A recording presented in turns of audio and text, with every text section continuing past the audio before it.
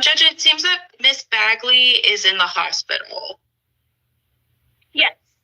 So I am ordering that her case be continued to the evening session.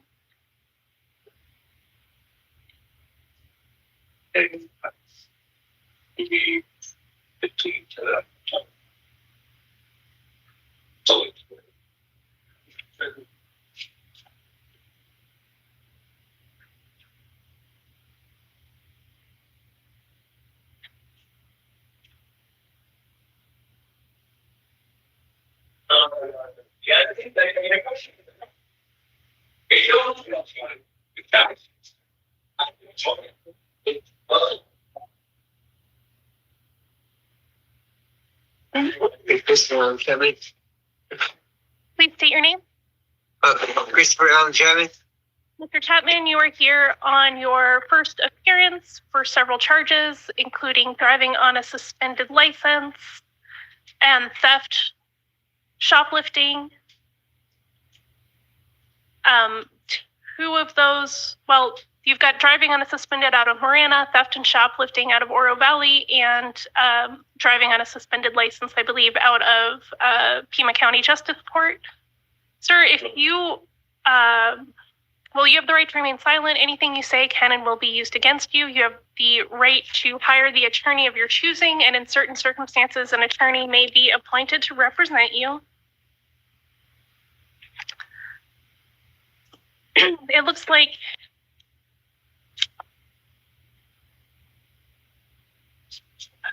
there has been a period of failing to appear on these charges, and if I were to order that you be held, you would be able to be heard on all of these charges tomorrow. So I am going to order that you be held on the Moreno City Court, driving on a suspended license, on a bond of $250. And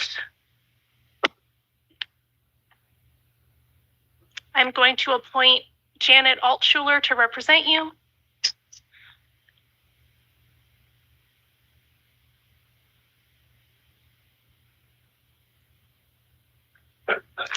That will be your court date in the Moreno City Court case will be tomorrow at noon for a case management conference. You'll be made available by the jail.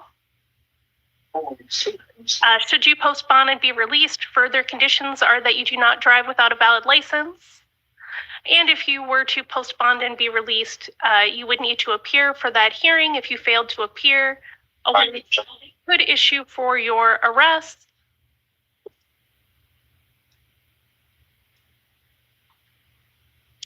On the Oro Valley theft charges, your court date will be tomorrow at 10:30 a.m. and the jail will make you available for that hearing. And I'm also ordering a bond of $250 cash or secured. In that case, if you were released, you would need to appear at that hearing, or a warrant could issue for your arrest. And is Janet available for Oro Valley too?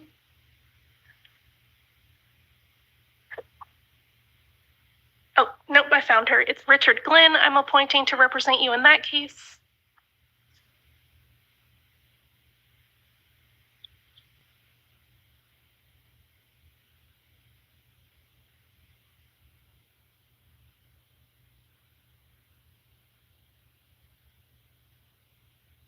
If you were to be released, do not return to the incident location and do not have any contact with the alleged victims.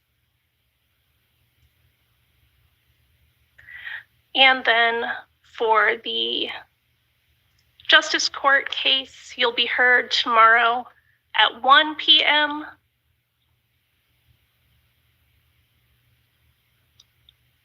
That is for an arraignment with Judge Pesquiera. The jail will make it available if you were to be released. It would be your responsibility to appear. If you failed to appear, a warrant could issue for your arrest. And further conditions of release include that you do not drive without a valid license. And I will appoint Janet Altschuler to represent you in that case as well.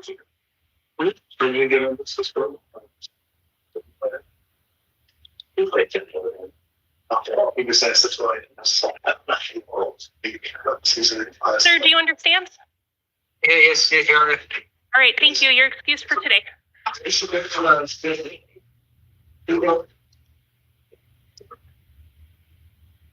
Your Honor? Yeah. What did Chapman get for the Justice Court? Oh, each one was $250. Thank you, ma'am. Thank you.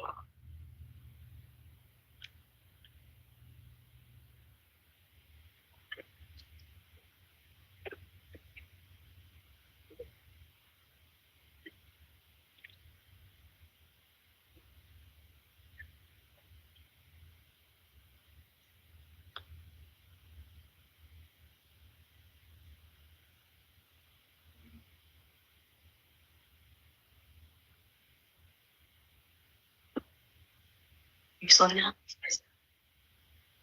Good morning. Please state your name. So, Maria Elias. Ms. Elias, this is the time set for your initial appearance on charges of possession of a narcotic drug and possession of drug paraphernalia. You have the right to remain silent. Anything you say can and will be used against you. You have the right to be represented by an attorney, and I am appointing the Public Defender's Office to represent you. You also have the right to hire the attorney of your choice if you choose. We're going to talk about your conditions of release today. It looks like you may be eligible for a diversion program called STEPS.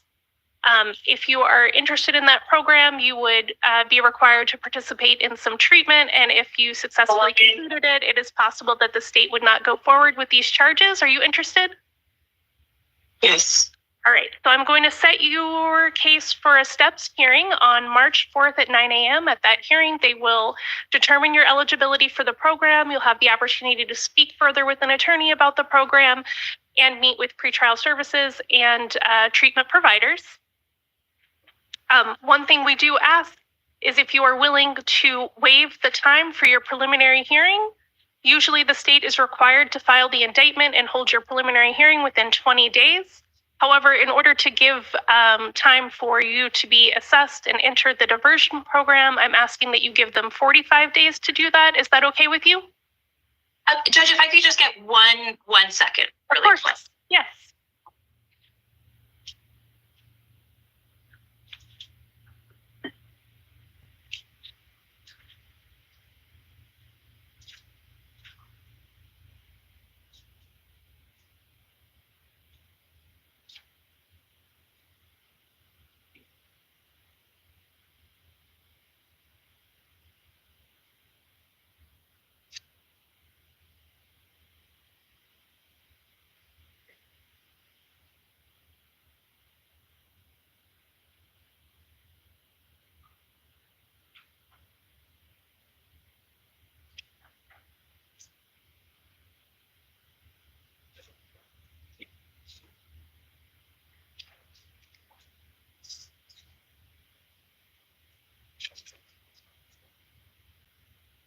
Yes, Judge, Ms. Elias wastes time. Thank you. So then I am going to order that you be released to pretrial services. You'll be required to submit to any monitoring or treatment as directed by pretrial services. Further conditions of release are that you possess or consume no alcohol or illegal drugs, that you possess no firearms or weapons. Your STEPS hearing will be March 4th at 9 a.m. and your preliminary hearing will be scheduled for April 11th at 1:30. If you're accepted into the STEPS program, that preliminary hearing may not go forward, so you'll want to stay in touch with your attorney. And if you were to fail to appear at future hearings, a warrant could issue for your arrest. You understand?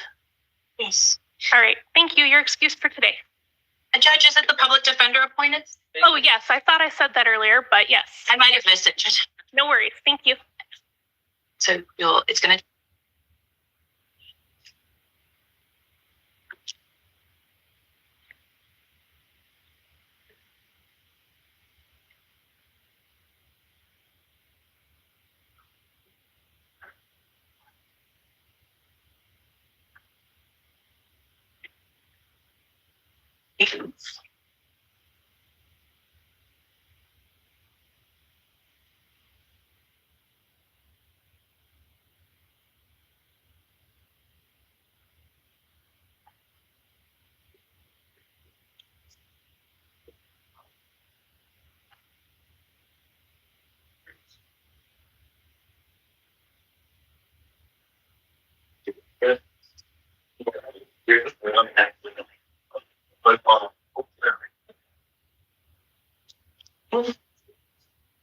please state your name?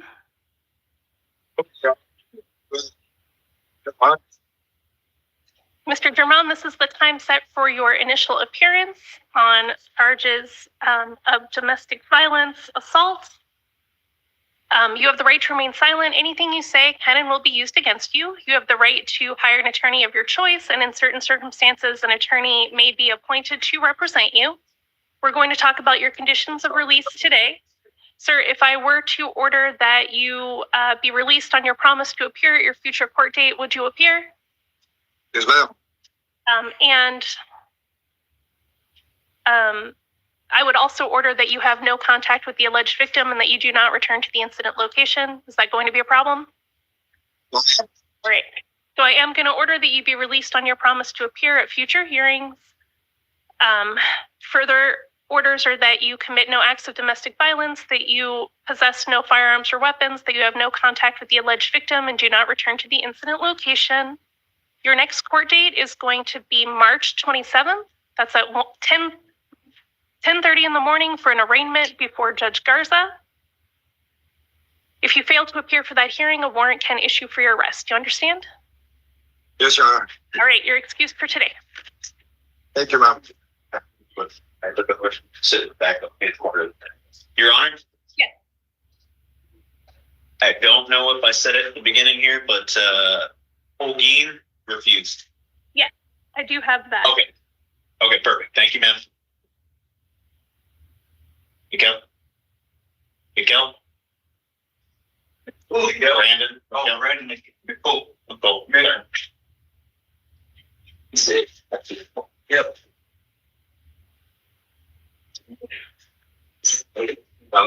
Please state your name. Brandon Mickle.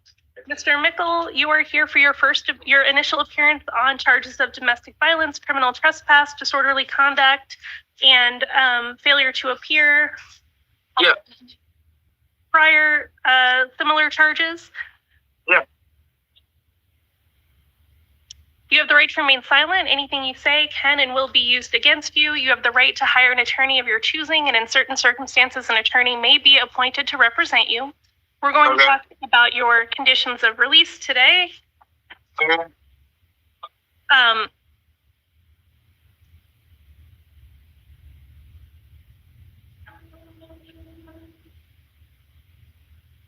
Just take a quick look here. Yes, ma'am.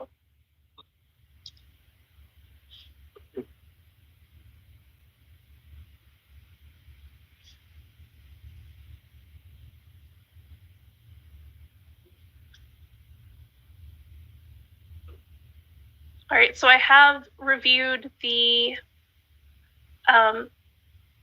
complaint and also information provided by pretrial services. Yeah.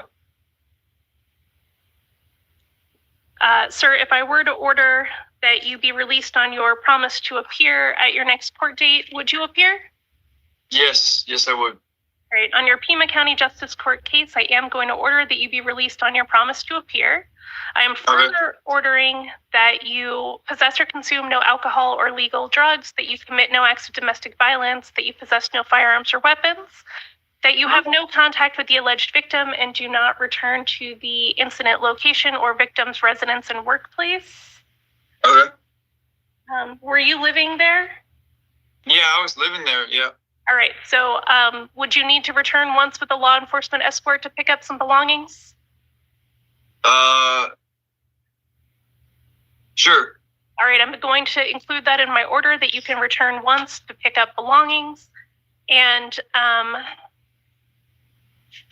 sir, if you need help with a place to go, there is a trailer outside of the jail. Once you're released, you can go to the transition center there, and they may be able to help you with some resources. Oh, yeah. Your next court date is going to be March 27th at 10:30 a.m. in the Pima County Justice Court case. That's for an arraignment before Judge Garza. Should you fail to appear, a warrant can issue for your arrest. Okay. Do you understand that? Yes, ma'am. Great. And then I'm going to turn to your city court case, which is the failure to appear on charges of disorderly conduct and domestic violence disorderly conduct. Mm-hmm.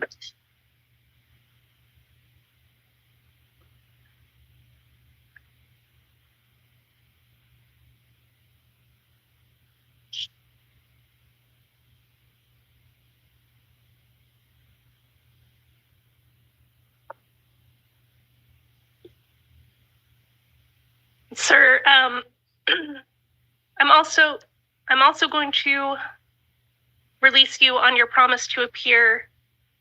In that case, your next court date is going to be March 27th at 9 a.m. That's going to be before Judge Cranshaw at Tucson City Court. Was that the same date as the other one? For Michael, what date did I give him in Justice Court?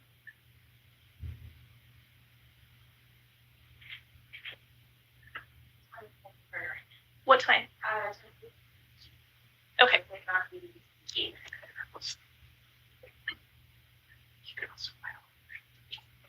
Okay. All right. So they are an hour and a half apart. I think if you let the court know that you need to go to another hearing at 10:30, they will handle your case early. So I am going to keep that date, March 27th at 9 a.m. before Judge Cranshaw. Further conditions that you possess or consume no alcohol or illegal drugs, commit no acts of domestic violence, have no contact with the alleged victim. Who's the alleged victim? I believe that this is also your mother. Can you state her name? Pretty please.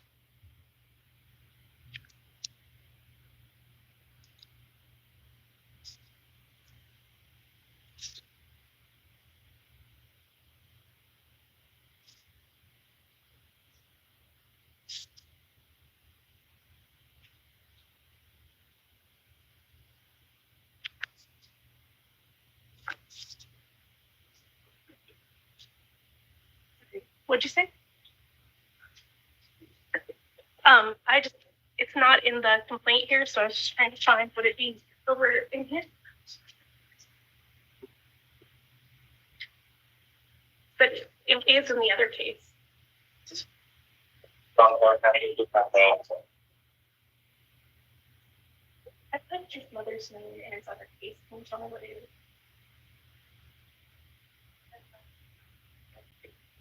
Darnella Weil is who you are not allowed to have any contact with. Okay. Thank you. Yep.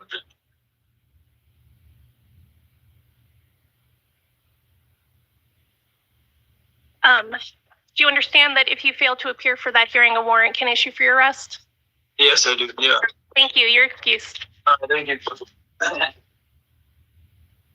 Okay, Michael. I got it. Out. Michael. Out. Out. Okay. Good morning. Please state your name. Brendan Ortiz. Is it Ortiz Gonzalez? Yes, ma'am. Mr. Ortiz Gonzalez, this is the time for your initial appearance. On a few different matters, we have a driving on suspended license that was in failure to appear warrant status. We also have driving with a false license plate. And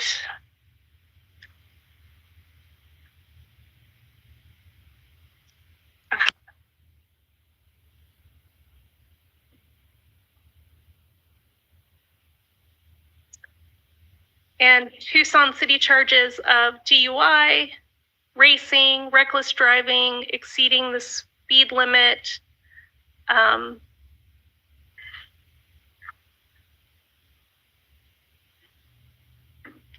Those are out of Tucson City Court. So you have the right to remain silent on all of these charges. Anything you say can and will be used against you.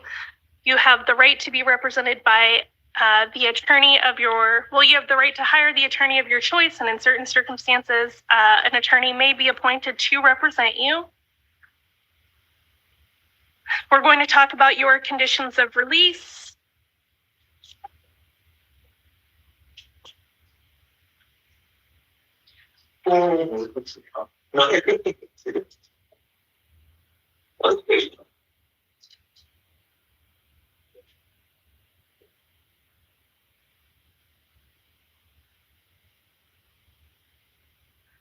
Sir, if I were to order that you be released on your Pima County Justice Court cases, would you appear for those cases? Yes, ma'am. Great.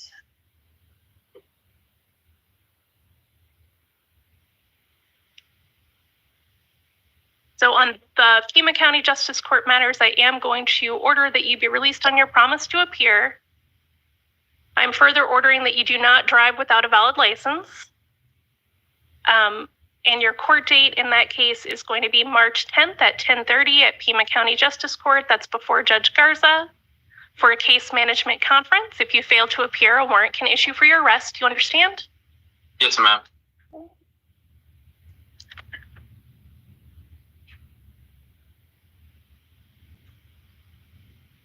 Then turning to your city court matters.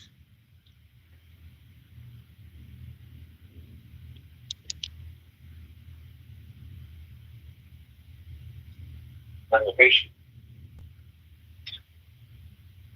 President, that's one for unit 6.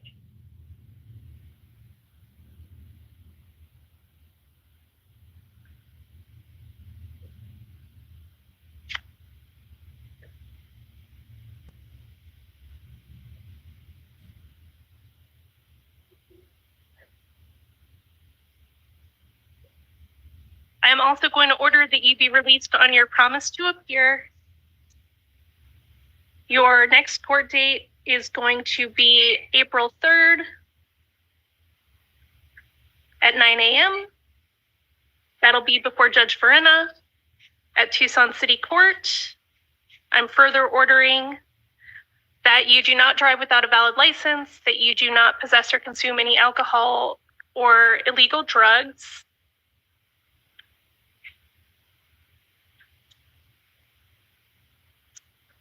And if you were to fail to appear for that hearing, a warrant can issue for your arrest. Do you understand?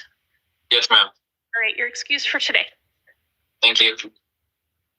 Okay, go ahead, see, back up to the corner, first.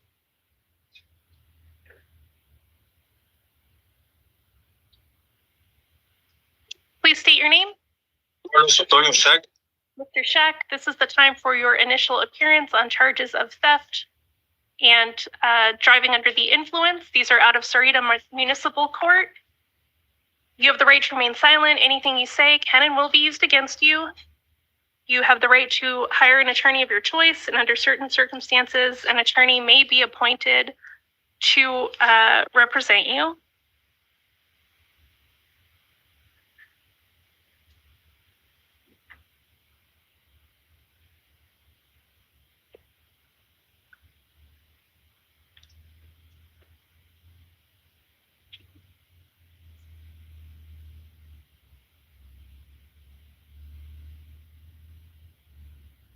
It looks like these cases have been going on for several years now. And so I am going to order that you be held on a bond of $500. That'll be cash or secure. Your next court date will be March 4th at 3 p.m.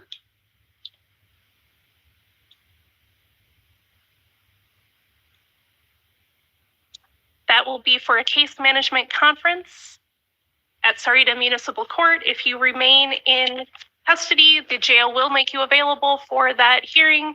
If you are released, it will be your responsibility to appear at that hearing. If you do post bond and be released, additional orders are that you may not drive without a valid license, that you may possess or consume no alcohol or illegal drugs, that you may not have any contact with the alleged victim and not return to the incident location of the theft charges. Do you understand that a warrant can issue for your arrest if you fail to appear for future court dates? Yes, Your Honor. All right, thank you. You're excused.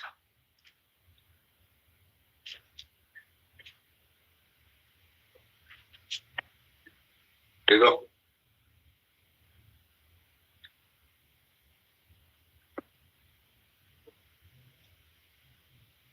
Please state your name. Luis Verdugo. Mr. Verdugo, this is the time set for your initial appearance on charges related to domestic violence. It's like disorderly conduct is the specific offense. These are out of Green Valley Justice Court.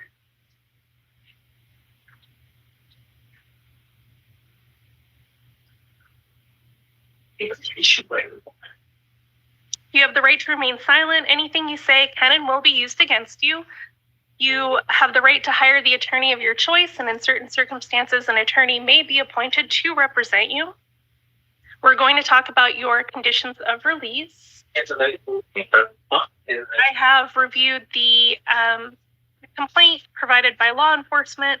I have also reviewed information provided by pretrial services.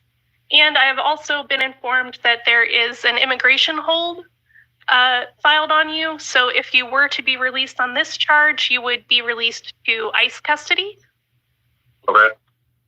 So I am going to order that you be held on a bond of $500. That's cash or secured. Okay. And that way you can remain here and deal with this charge. If you were to post bond and be released, if that hold were to go away, further orders would be that you possess or consume no alcohol or illegal drugs, that you commit no acts of domestic violence, that you possess no firearms or weapons, that you have no contact with the alleged victim and do not return to the incident location.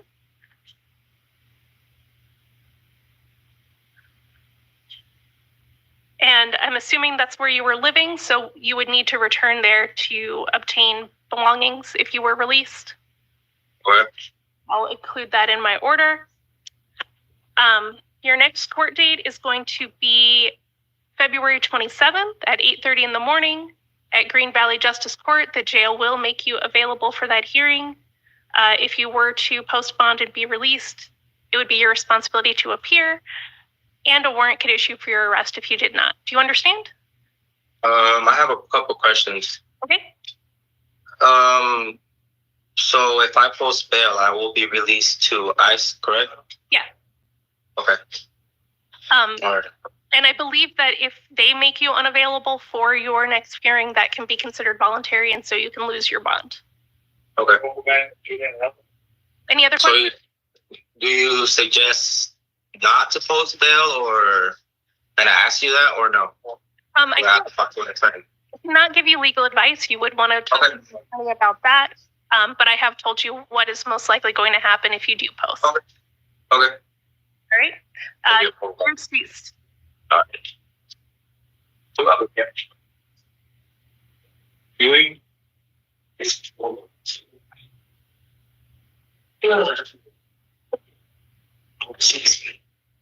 Hi, Your Honor. Good morning. Please state your name. Good morning. My name is John Lance Ewing.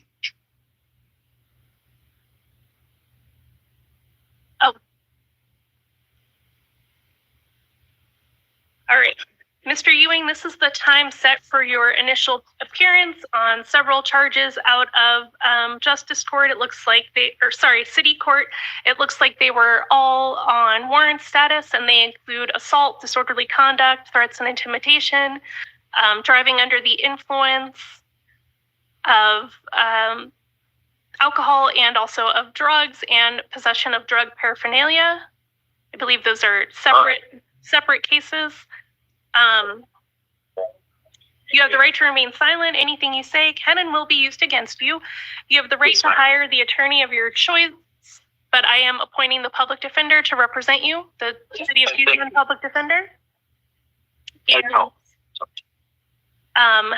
I am going to order that you be held on a bond of $500. That'll be cash or secured. That you do not drive without a valid license. That you possess or consume no alcohol or illegal drugs. That you have no contact of any kind with the alleged victims in the assault, disorderly conduct, or threats and intimidation case. That you do not return to the incident location or the victim's residence or workplace. And I have no idea who these people are. Okay, then hopefully that will make it easy not to have any contact with them. Sure. Yeah. Let me see. Would I be able to be released on my own recognizance? Okay. Sir, no, I am ordering that you be held because you have had a number of cases going on dating back to 2019. No, 2018 actually. So I am going to order that you be held on that bond of $500. And if you post it, you've heard my additional release conditions. I am appointing the public defender to represent you, so you will be able to ask them questions. Your next court date is going to be March 7th at 1:45. That's before Judge Verena. The jail will make you available for that hearing. If you were to bond out and be released, your next hearing would be April 3rd at 9 a.m. If you were to fail to appear for that hearing, a warrant could issue for your arrest. Do you understand? I do. All right. Thank you. You're excused for today. Thank you.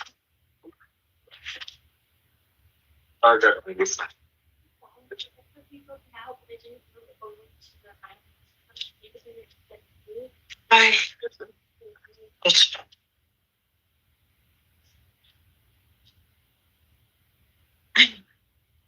Good morning. Please state your name. My name is Chanel Frank.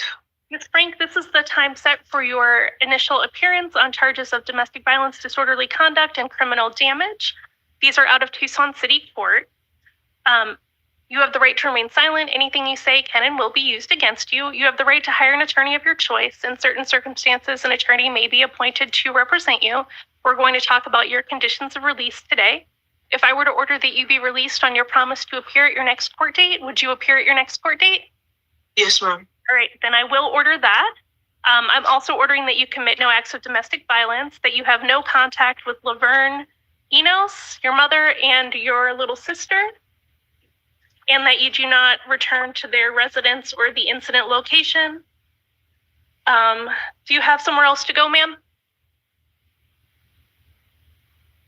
No, I don't. All right, so there is a trailer outside of the jail. When you are released, you can go to that trailer. It's the transition center, and they can help you with resources about somewhere else to go. It's also possible that this condition could change in the future if requested by the alleged victims.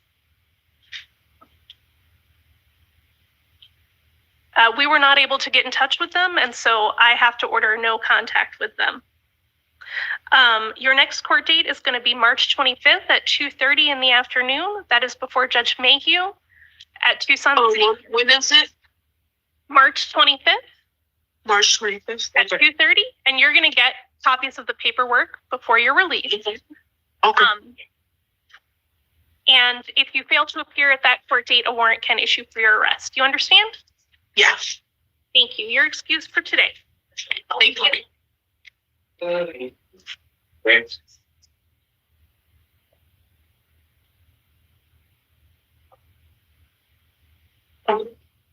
Please state your name. Anthony McCollum. Mr. McCullough, you are here on your initial appearance on several matters out of Tucson City Court. It looks like the bulk of them were in failure to appear warrant status. They include shoplifting, criminal trespass, obstructing drainage, possession of drug paraphernalia, and disorderly conduct, domestic violence. One of them is a new case, yes. Yes. Okay. That's correct. The last one is the new case, I believe. You have the right to remain silent. Anything you say can and will be used against you. You have the right to hire the attorney of your choice, and I am going to appoint the City of Tucson public defender to represent you.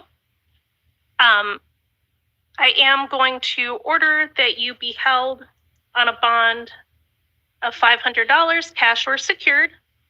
Your next court date is going to be March 5th at 1:30 in the afternoon. Should you post bond and fail to appear for that hearing, a warrant can be issued for your arrest.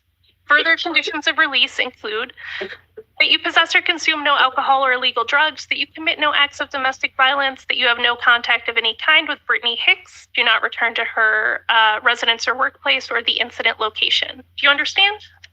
Yes, ma'am. May I ask, is it possible to work out some sort of a release with pretrial? I have an interview coming up this week, and I also have a court date on March 5th. I was planning on handling the warrant situation right before this came up. I don't want to miss my interview. It's for a very decent job. But I won't be able to get it if I'm not able to get this interview. I know the court probably, I know how things in the past look. but I was making plans to have these taken care of on March 5th when I go to the upcoming court case. I get everything cleaned up, so I would be able to get that job. Sir, these have been going on for 5 years. Yes, ma'am, I understand. I am going to order that you be held on the bond of $500. I hope you are able to reschedule your job interview. Thank you. Good luck. Thank you.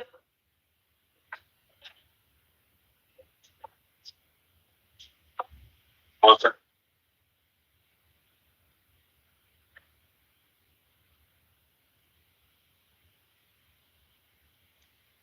Good morning. Please state your name. Morning, Judge. My name is Joseph Oslin. Mr. Oslin, this is the time for your initial appearance on charges of disorderly conduct. That is a domestic violence offense. You have the right to remain silent. Anything you say can and will be used against you. You have the right to hire an attorney of your choosing, and in certain circumstances, an attorney may be appointed for you. If I were to order that you be released on your promise to appear at your next court date, would you appear at your next court date? Yes, Judge. All right. So I am going to order that you're released on your promise to appear. I'm further ordering that you possess or consume no alcohol or illegal drugs, that you commit no acts of domestic violence, that you have no contact of any kind with Courtney Oslin, and that you do not return to her residence or the incident location. Sir, do you have somewhere else to go? Courtney doesn't even live there. She it's not even her residence. That's my RV that I own. Parked at a friend's house. She doesn't even live there. All right, let me. But I can absolutely adhere to the no contact, Judge. As far as I know, she removed her items last night with the police, and she's not there.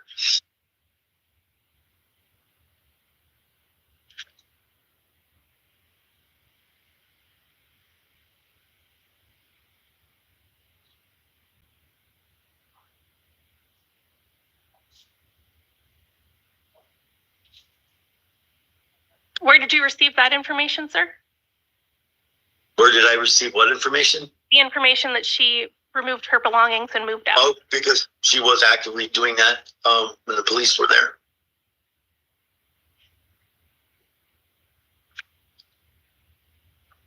All right, so I'm going to remove incident location from this form. So you're not prohibited from returning to the incident location, but you are prohibited from having contact with her or going to her residence. So if she is still living there, then you cannot go back there.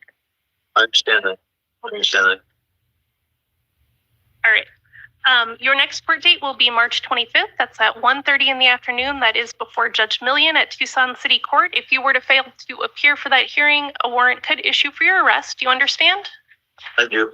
All right. Thank you. You're excused for today. Thank you, Judge.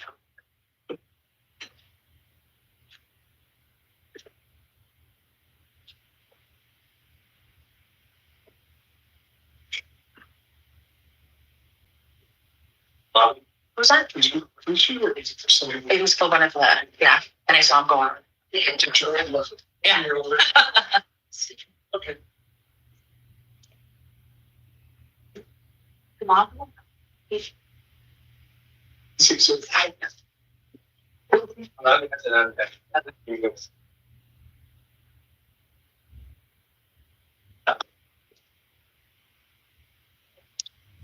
state your name. Stephen Lobby.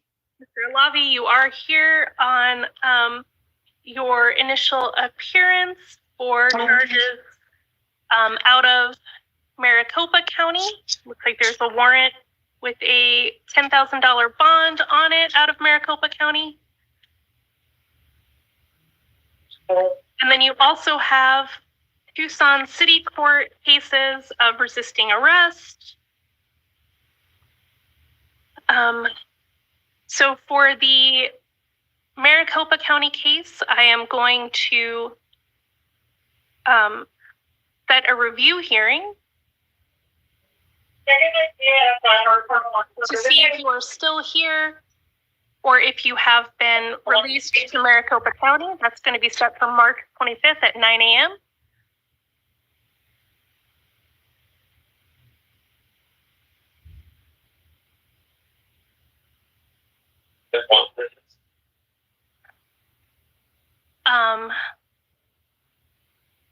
And then moving on to your Tucson City Court case, it looks like if I were to order that you be held on this case so that you could resolve this charge before you were released to Maricopa County, your next court date would be March 7th.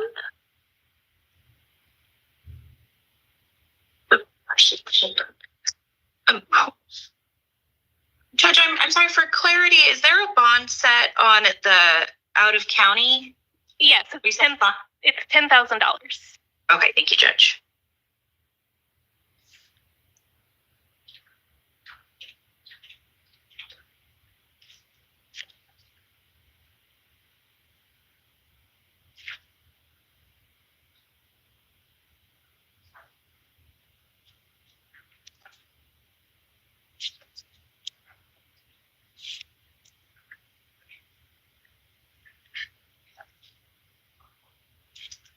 So, sir, I am going to order a $100 bond on your Tucson City Court cases that is cash or secured, and I am going to appoint the City of Tucson Public Defender to represent you. If you were to post that bond, you would be released to Maricopa County, and it would be your responsibility to appear for future hearings. If you remain in custody, your next hearing in the Tucson City case will be March 7th at 1:45 p.m. before Judge Maldonado. And if you were to be released, your court date will be March 26th at 9:30 a.m. before Judge Maldonado. If you fail to appear for that date, a warrant can issue for your arrest. Do you understand? Yes, Your Honor. All right, thank you. You are excused for today.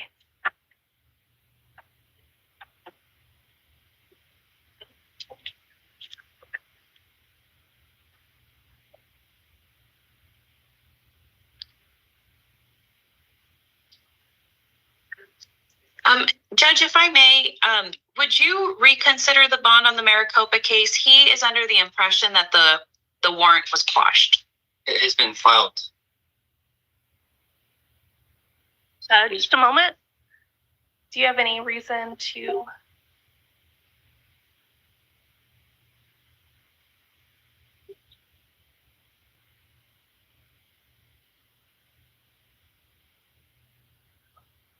And then let me look.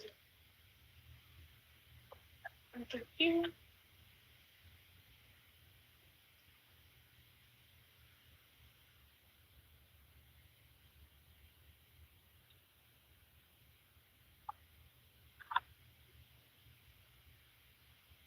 Oh, and I see that he also has an ice hold that I missed before. Mr. Alavi, Judge? Oh, sorry. Maybe I have the wrong paperwork handed back to me. Oh, okay. I see. Yes. All right. Now, the information that I have, that was the wrong document on top. The information I have does show that the warrant is still active. So I am not going to change that bond at this time.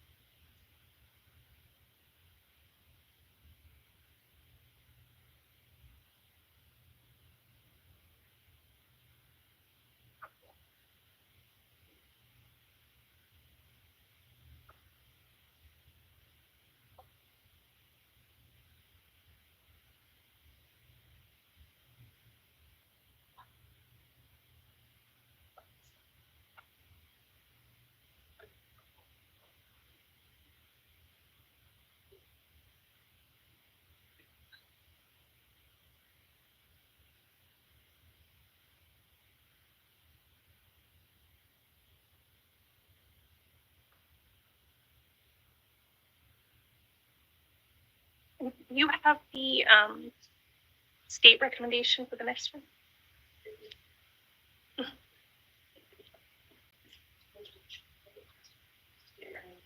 Thank you.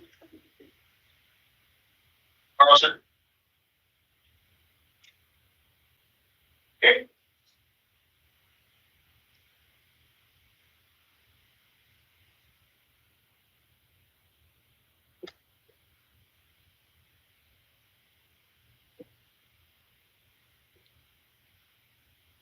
Please state your name. Alicia Carlson.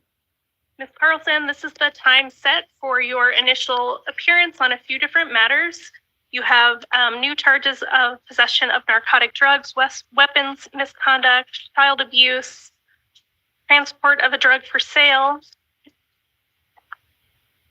out of Pima County Justice Court, and then you also have an assault case which was on warrant status out of Tucson City Court. On all of these charges, you have the right to remain silent. Anything you say can and will be used against you. You have the right to hire the attorney of your choice. I am appointing the public defender's office to represent you on the new charges. And I have reviewed the interim complaint describing the circumstances around the new charges. I have also reviewed information provided by pretrial services.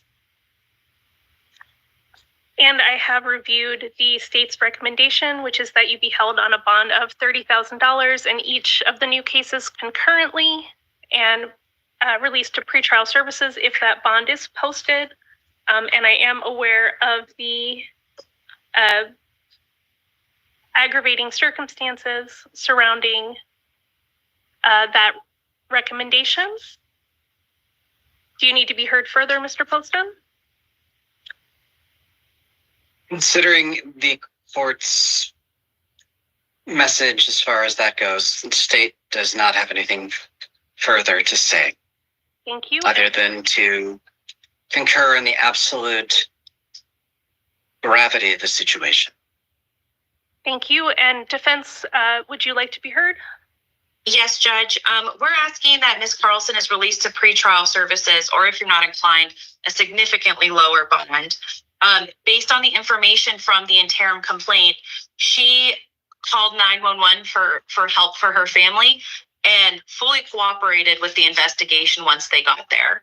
So based on the information from the interim complaint, it looks like she was fully cooperative with an investigation. It looks like she, based solely on the information from the interim complaint, that she is not involved in these charges.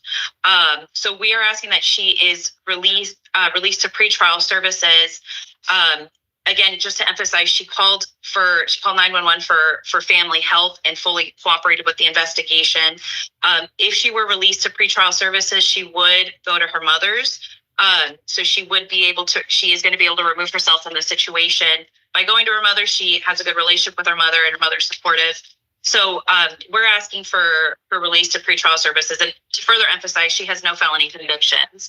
So again, Judge, just to emphasize, we're asking for pretrial services for Ms. Carlson, given that it looks like she is not significantly involved in these charges based on the interim complaint, and she fully cooperated with an investigation. Thank you. Your Honor? Yes. State would respectfully disagree in part with what was said. Family member in question had THC in their system. It's absolutely atrocious, Your Honor. Thank you. Thank you.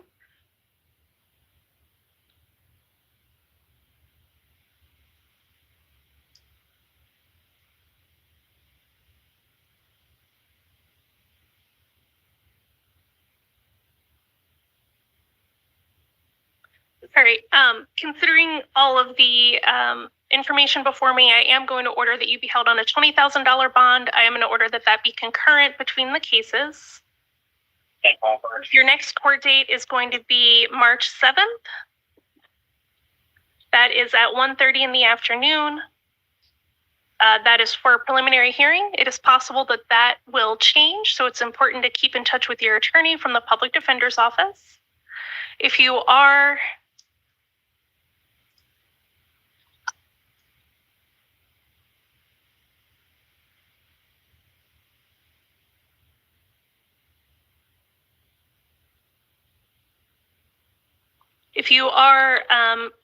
to post the bond and be released, you will be released to pretrial services. You'll be required to submit to any monitoring or treatment as directed by pretrial services. You will be ordered to possess or consume no alcohol or illegal drugs, to possess no firearms or weapons. If you do have any weapons in your possession, to surrender those to law enforcement, and to have no unsupervised contact with any minors.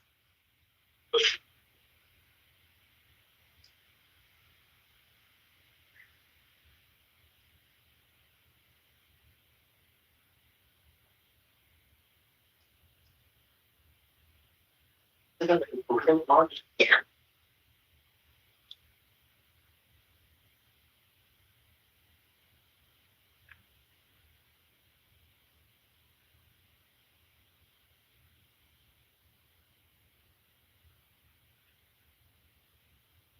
If you were to post bond and fail to appear for your next hearing, a warrant can issue for your arrest. Do you understand? Yes, ma'am. Great. You're excused for today. Thank you. Oh, I'm sorry, ma'am. I forgot to address your city court charge. So on that one, it is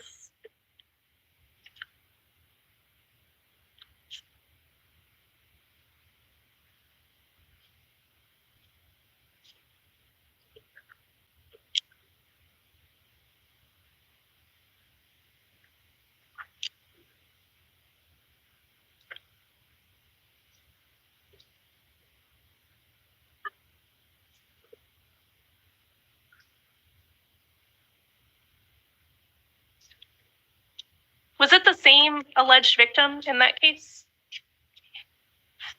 Judge, I was talking about my son passed away.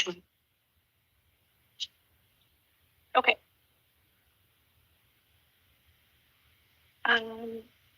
Judge, that's another somebody's completely different. That's what I thought. Just making sure. There was a little bit of confusing information in here. All right, so on your city court case, I am going to order that you are not being held on that case, but if you are still in custody on your other charges, you will be heard on that case. Actually, no, it's the same either way. You'll be seen on that case April 18th at 9 a.m.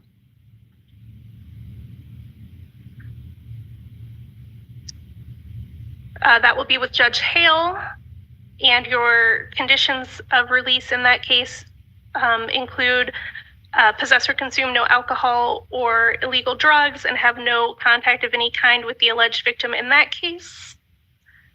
Abide by any previous conditions of release ordered in that case. And should you fail to appear for that hearing, a warrant can issue for your arrest. If you remain in custody on your other charges, the jail will make you available for this hearing. You understand? Yes, ma'am. All right, now you're excused. Thank you. Thank you.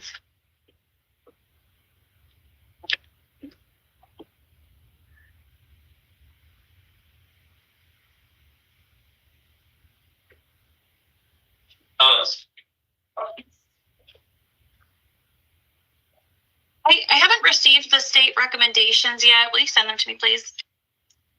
What is your email address? Twyla.haggerty@pima.gov. Thank you.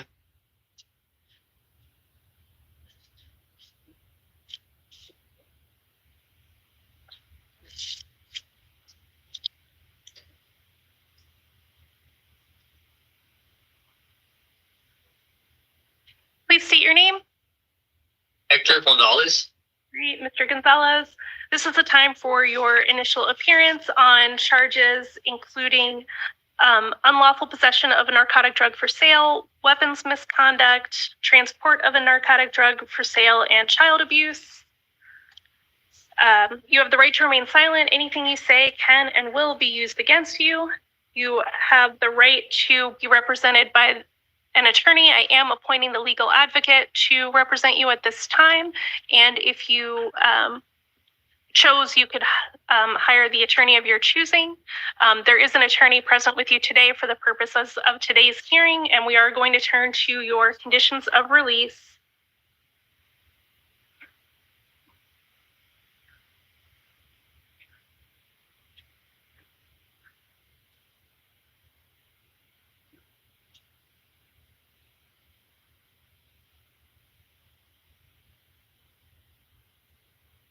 And then I have reviewed information provided by pretrial services about you. I have also reviewed the interim complaints, and I have reviewed the state's request that you be held on no bond. It looks like you were... Your Honor, Mr. Poston? state's going to modify their recommendation of $40,000 concurrent. Okay.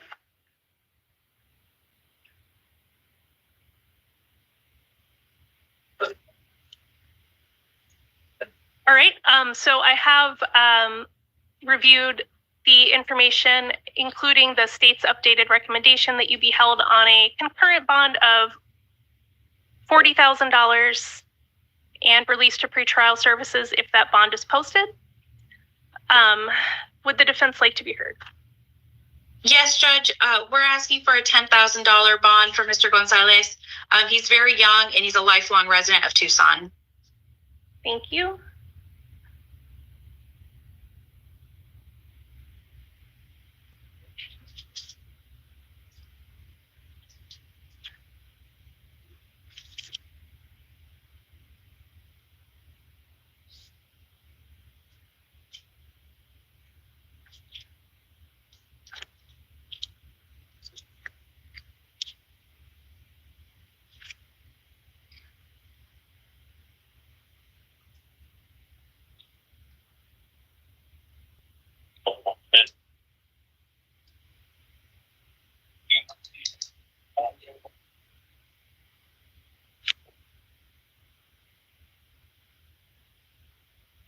All right, I am going to order that you be held on a bond of $25,000. That'll be cash or secured.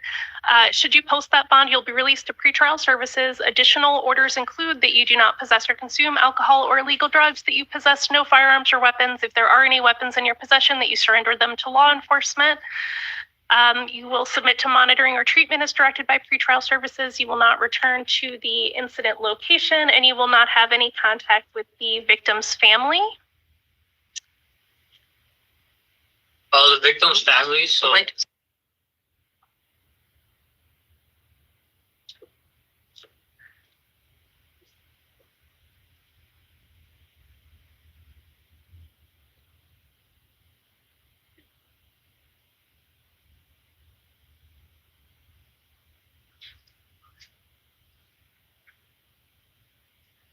No questions, Judge. Thank you.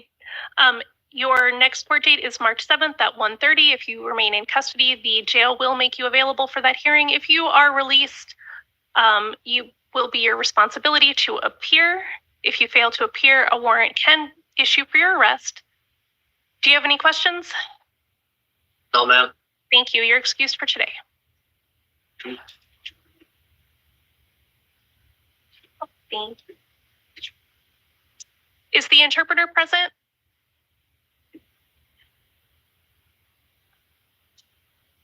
Oh, Your Honor.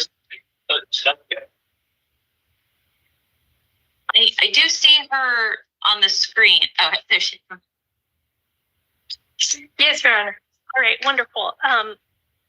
It's my understanding that the victim in this case needs the services of the interpreter. Buenos días, señora. Tengo entendido que usted es la víctima del caso y quiere usted hablar en español. Sir, please state your name. Jose Alejandres? Mr. Alejandro, this is the time set for your initial appearance on charges of domestic violence, aggravated assault, possession of a weapon by a prohibited person, disorderly conduct, and discharging a firearm in city limits. Señor Alejandros, esta es su comparecencia inicial con cargos de violencia doméstica, agresión con agravantes, posesión de armas, teniendo prohibido poseer armas, disparar un arma dentro de los límites de la ciudad. You have the right to remain silent. Anything you say can and will be used against you. You have the right to hire the attorney of your choice, and I am appointing the Public Defender's Office to represent you. Tiene derecho a guardar silencio, todo lo que usted diga se puede usar en su contra, tiene derecho a tener un abogado. Voy a nombrar a la oficina del defensor público para que lo represente a usted.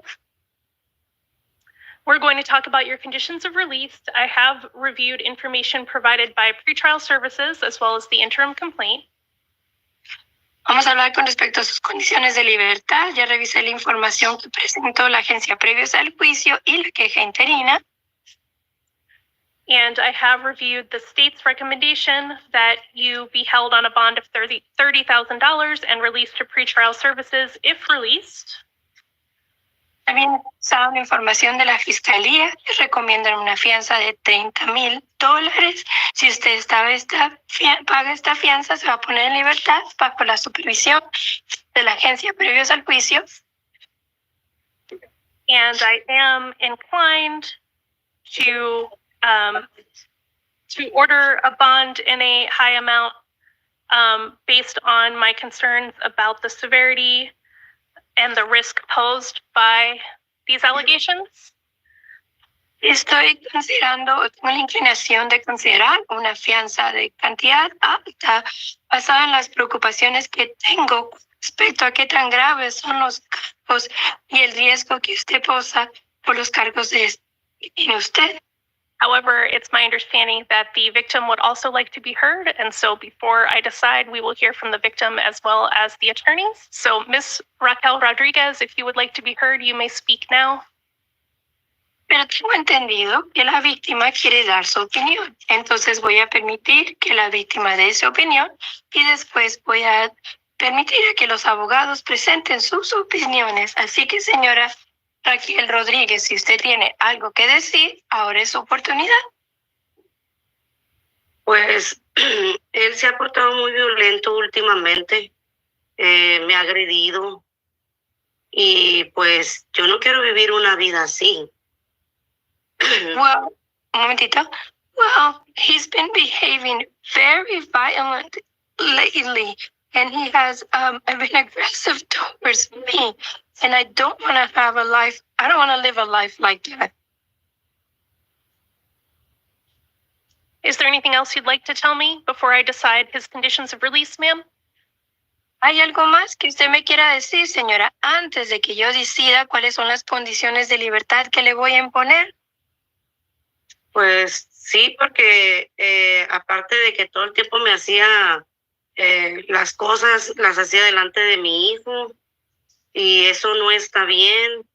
Agredió a mi otro hijo.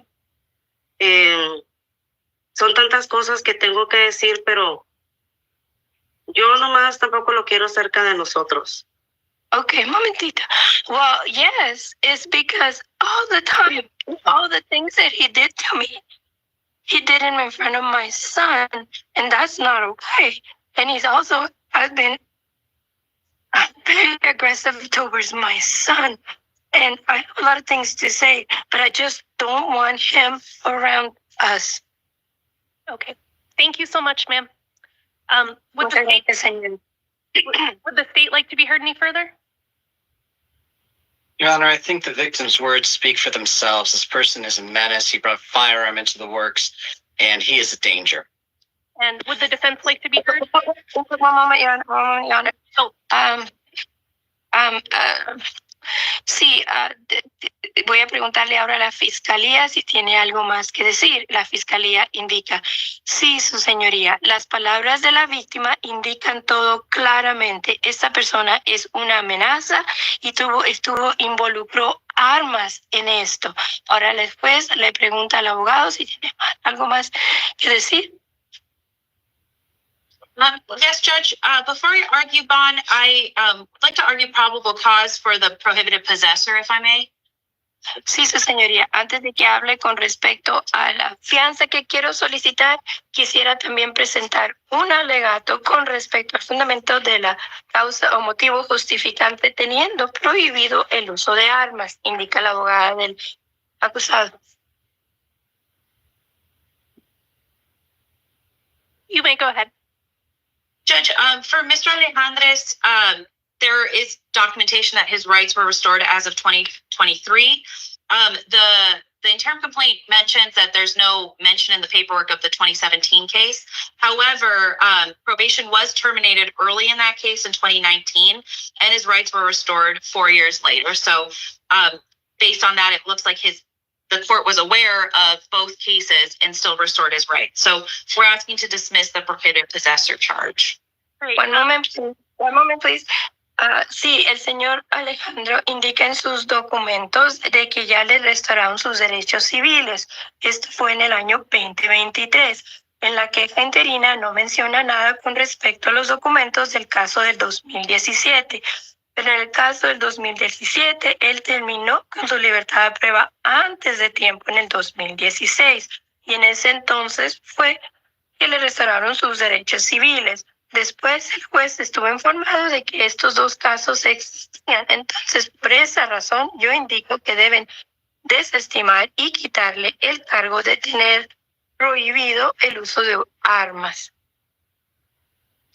Thank you. So I'm not going to hold him on those charges, but the rule for the initial appearance doesn't allow me to dismiss them. It's the rule for preliminary hearing that allows for dismissal. So I'll let his attorney address that at the preliminary hearing, but he won't be held on the weapons charge today. Muy bien. Gracias. Entonces, yo no lo voy a ordenar que se quede detenido en esos cargos, pero la regla para las comparecencias iniciales no me permite desestimar ese cargo. Eso sucede durante la audiencia preliminar. Entonces voy a permitir que su abogado se encargue de esto con la audiencia preliminar. Así, pero ahorita no lo voy a ordenar que se quede detenido a causa del cargo del uso de armas. And if I may be heard on bond, Judge? I just want to clarify before you go forward that I specifically mean the prohibited possessor charge, not the unlawful discharge of a firearm or aggravated assault with a deadly weapon or disorderly conduct with a weapon. I just realized that might be confusing. Once the interpreter is finished, you can go forward. Thank you. Ok, la abogada del acusado pide, su señoría, ¿puedo hablar con respecto a la fianza? Y la juez dice, un momento, quiero aclarar con respecto a dos cosas. Estoy simplemente hablando acerca del cargo de tener prohibido el uso de armas, pero no estoy hablando con respecto al cargo de haber disparado una arma, el uso inapropiado de una arma con agresión con agravantes y el uso de arma en el caso de violencia doméstica. Esos no son los cargos a los cuales me estoy refiriendo. Sé que eso puede causar un poco de confusión, pero simplemente refiero a tener prohibido el uso de armas. Cuando termine la intérprete ya puede hablar con respecto a la fianza la abogada. Thank you. And Judge, we're respectfully asking that you consider a lower bond for Mr. Alejandres. He is self-employed. He has clients that he's scheduled to see this week. If you're released, he go to his father's house, and he has lifelong ties to Tucson. Su señoría, entonces yo estoy solicitando que respetuosamente, por favor, le imponga una fianza baja. El señor Alejandres trabaja por su cuenta. Tiene clientes a los que tiene que ver esta semana y si lo dejan salir va a regresar a la casa de su papá y tiene lazos de vida aquí en la ciudad de Tucson. Gracias. I am going to order that you be held on a bond of $20,000 that will be cash or secured. If you post it, you'll be released to pretrial services. Voy a ordenar que pague una fianza de $20,000 en efectivo o garantizado. Si usted lo paga y sale en libertad, voy a ordenar que esté bajo la supervisión de la agencia previos al juicio. Additional orders will be that you submit to monitoring or treatment as directed by pretrial services, that you possess no alcohol or illegal drugs, that you possess no firearms or weapons, that you commit no acts of domestic violence. Órdenes adicionales es que si paga la fianza y sale en libertad, debe usted no consumir ninguna bebida alcohólica, no puede tener uso de una droga ilícita, ni tener armas o armas de fuego, ni tampoco cometer un acto de violencia doméstica. Additionally, that you have no contact with the alleged victims, that you do not return to the incident location, that you do not go to the alleged victim's residence. Adicionalmente, que no debe tener contacto con las presuntas víctimas, que no regrese al lugar de residencia de las víctimas, ni el lugar donde sucedió el incidente. If you need to pick up belongings from that home, I will order that you may return one time with a police escort to pick up your belongings. Si tiene que regresar a esa casa para recoger sus pertenencias, voy a ordenar que pueda regresar a esa casa una sola vez, acompañado de agentes del orden público para recoger sus cosas. Your next court date will be March 7th at 1:30 p.m. for a preliminary hearing. Su próxima audiencia en la corte será el 7 de marzo a la 1:30 para la audiencia preliminar. And if you are still in custody, the jail will make you available. If you have posted bond and been released, it's your responsibility to appear. Si usted todavía está detenido en la cárcel se va a asegurar de que esté disponible. Si usted paga la fianza y sale en libertad, es su responsabilidad de presentarse. And if you fail to appear, a warrant can issue for your arrest. Do you understand? Y si usted no se presenta en su corte, se puede emitir una orden por su arresto. ¿Entiende usted esto? And you are excused for today. Thank you. Thank Y you. ya se puede retirar por el día de hoy. Gracias. Your Honor, may the interpreter also be excused? Yes, ma'am. Thank you, Your Honor. The interpreter is disconnected. What? Go back up here.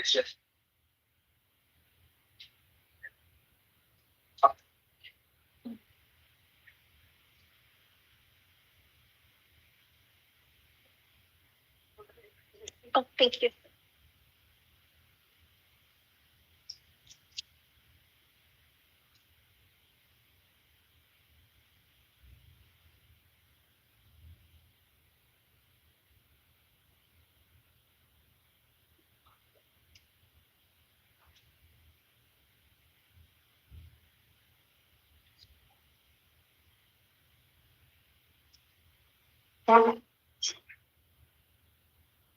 Please state your name.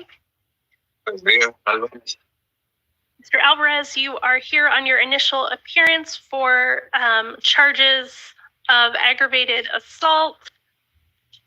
You have the right to remain silent. Anything you say can and will be used against you. You have the right to hire the attorney of your choice. I am appointing the public defender's office to represent you. I have reviewed some information provided by pretrial services. And I have reviewed the recommendation from the state that you be held on the warrant amount, which was $10,000.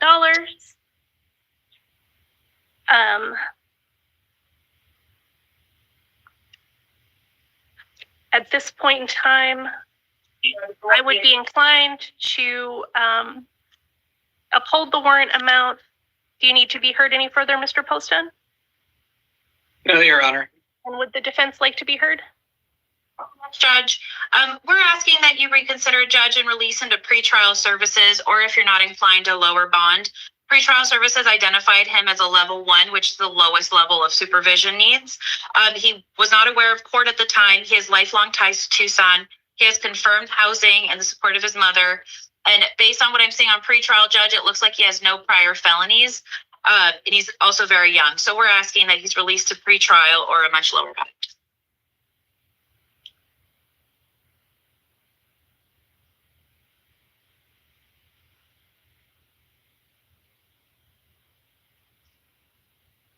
And Mr. Poston, if I considered lowering the bond, would you want to be heard further?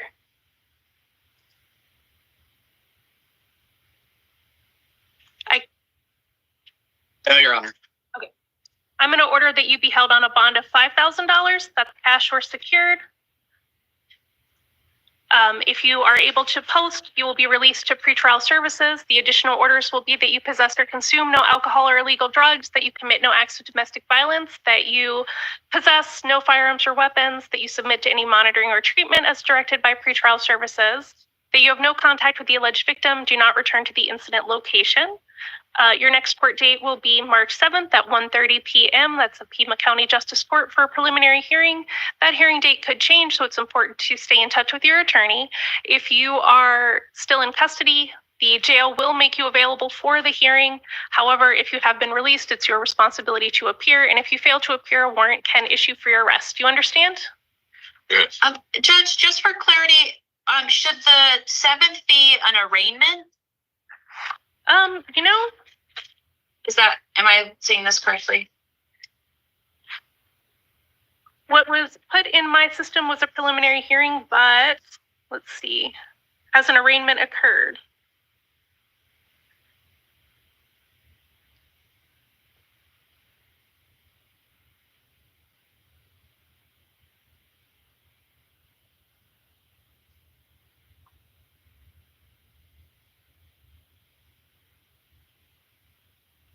So I think it probably should be an arraignment, so I will put that in there. Thank you, Judge. You're welcome.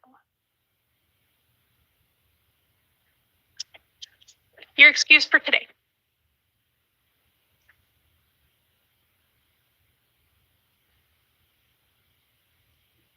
Do you have the recommendation for this one? Sure. Please state your name. Alvaro Chaparro. Mr. Chaparro, this is the time set for your initial appearance on charges of domestic violence, aggravated assault. You have the right to remain silent. Anything you say can and will be used against you. You have the right to hire the attorney of your choosing. I'm appointing the public defender to represent you in this case.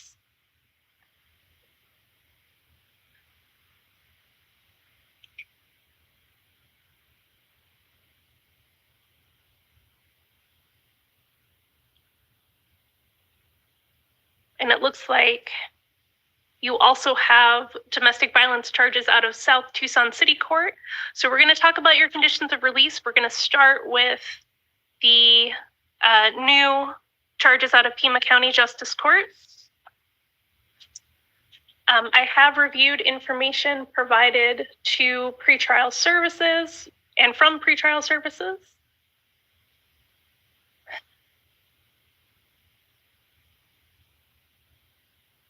And my understanding is that the victim, Ariana Garcia, is present here today. Ms. Garcia, would you like to be heard before the attorneys make any argument and I make a decision on conditions of release? Yes. All right, you can go ahead. I was just, when I was over there, I felt like I was said, like, I feel like I was there against, I wasn't supposed to be there against my own will. Like he was forcing me to stay there, even though I tried leaving. And I felt like if I didn't leave when I did, then I wouldn't be here right now. I'd probably be gone. I wouldn't be alive.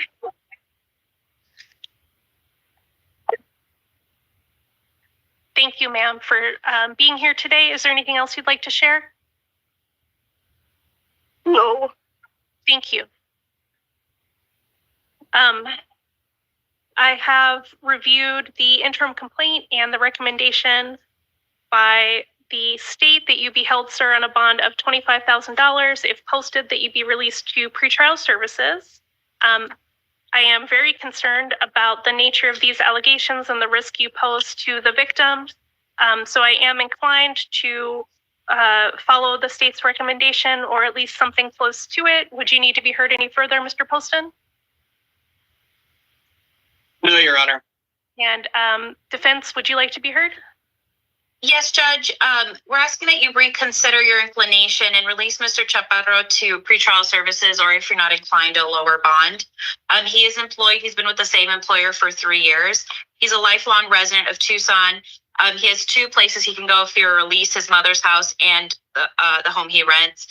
He and the victim in this case do not live together. And based on what I'm seeing in pretrial services, he has no felony priors. So, Judge, we're asking that you reconsider your inclination, release him to pretrial services or a lower bond.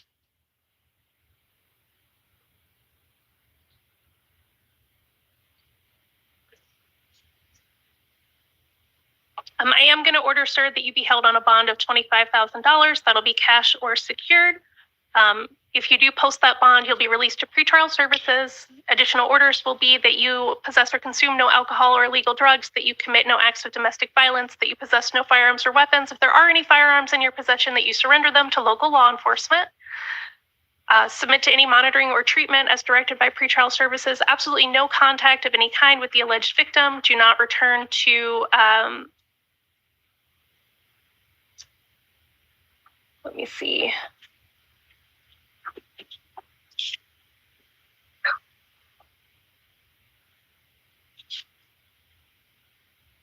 Do not return to the incident location. Do not go to the victim's residence or workplace.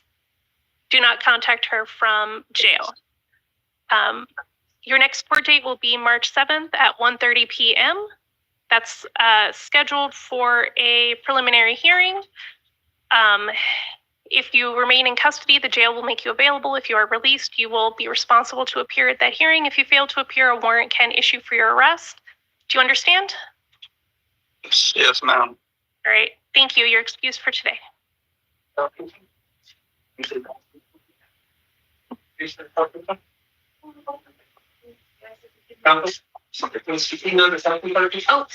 judges, does he need to be seen on the South Tucson case?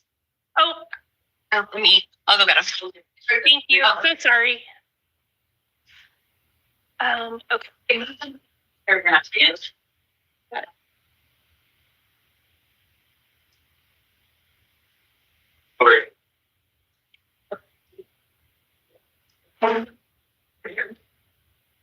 Let's see.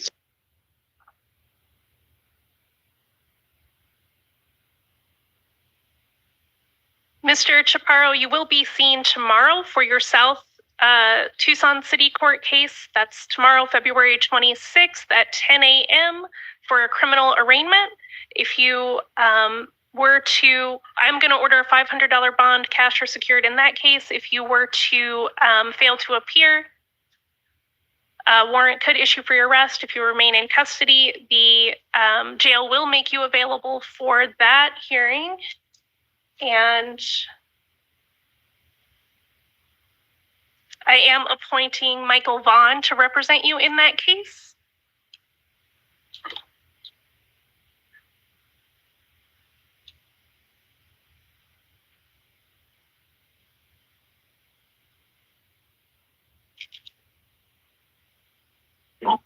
If you were released in that case, no contact with the alleged victim. Do not go to the victim's residence or workplace. Do not possess firearms.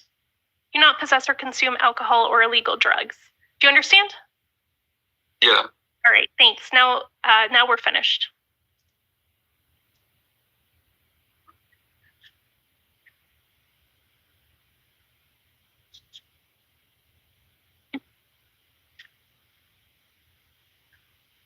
I'll let you go back to have a seat a little bit. Lunch. I'll say. Have a seat. Please state your name.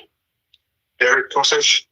Mr. Kose, this is the time set for your initial appearance on charges of burglary in the 3rd degree. You have the right to remain silent. Anything you say can and will be used against you. You have the right to hire the attorney of your choice. I am appointing the public defender's office to represent you. We're going to talk about your conditions of release.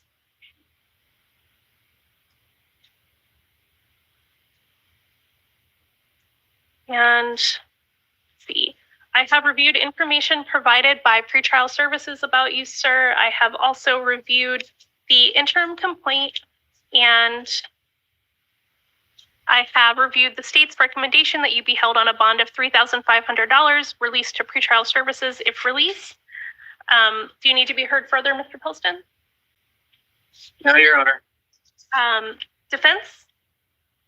Judge, we're asking that Mr. Kose is released to pretrial services.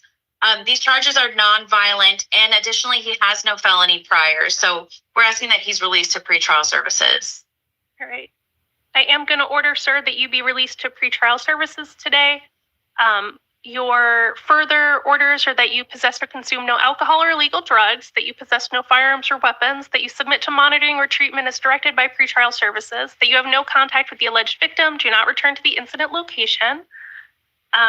Your next court date is going to be March 17th. That's at 1:30 p.m.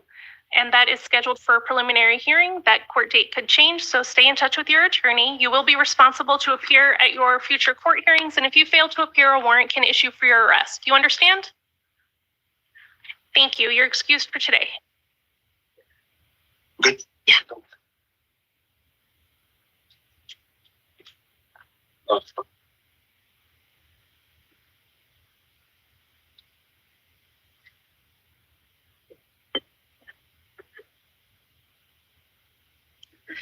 please state your name.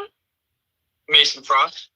Mr. Frost, this is the time set for your initial appearance on charges of criminal damage, aggravated assault, and DUI, driving under the influence.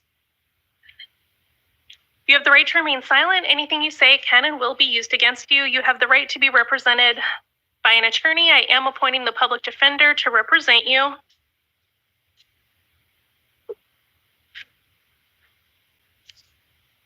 I have reviewed the interim complaint. I have reviewed information provided by pretrial services.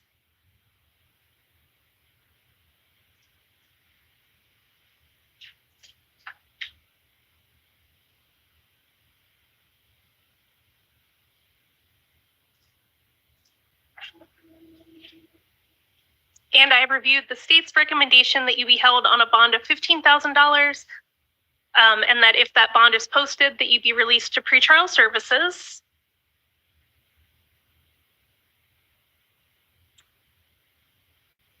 Would you like to be heard further, Mr. Poston? Your Honor, this person is alleged to have fled the police. He's 18 years old.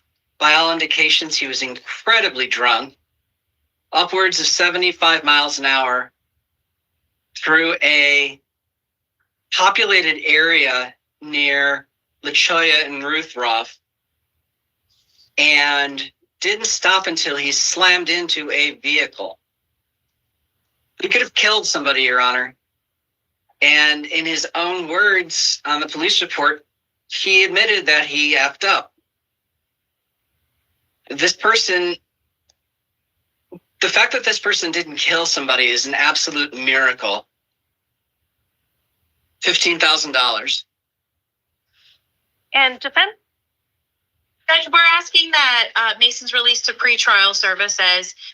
Again, he is very young. He's 18 years old. He has no priors at all. He's a lifelong resident of Tucson. He has confirmed housing, and he's scheduled to start working this week.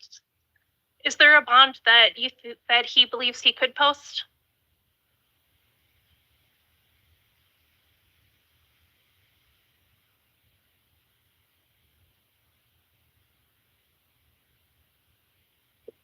Judge, based on a quick conversation about collateral he has, I believe he may be able to post between a $5,000 and $10,000 bond. All right. I am going to order, sir, that you be held on a bond of $5,000, cash or secured, that you do not drive. I'm actually going to order that you do not drive at all if released at this point in time. That order can be changed by a future judge at your next hearing. No alcohol or illegal drugs, monitoring or treatment as directed by pretrial services, no firearms or weapons, no contact with the alleged victim.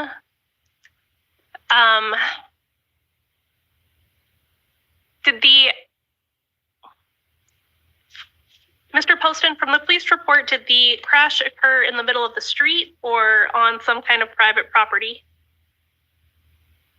Your Honor, it looks like a head-on collision on the street. So, Your Honor, this statement would urge the court to reconsider and set this at $10,000. It seems to be that that was something the defense said was affordable for this defendant. He's 18 years old. He was incredibly drunk, and he slammed into somebody. It looks like a head-on collision. I am going to maintain my order of $5,000, cash or secured. Sir, your next hearing is going to be on March 7th. That is at 1:30 p.m. For a preliminary hearing. You're responsible to appear at that hearing. If you fail to appear, a warrant can issue for your arrest. You understand? Yes, ma'am. Thank you. You're excused for today.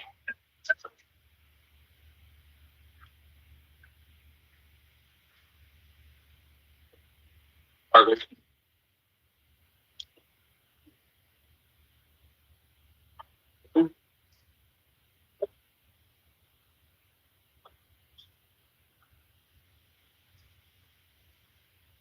Sir, please state your name. John Hartwig. Mr. Hartwig, this is the time for your initial appearance on charges of possession of a narcotic drug and possession of drug paraphernalia. Mr. Poston, I see that you've requested to dismiss. I'm not sure if this is both or just one of the charges. One moment, Your Honor.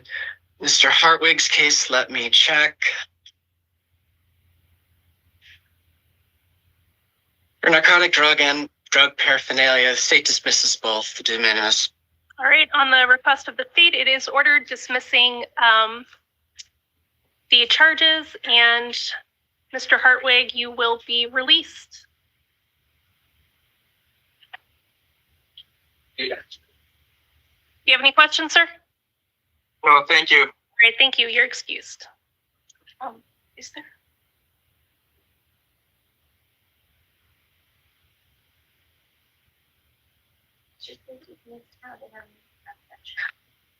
Hey,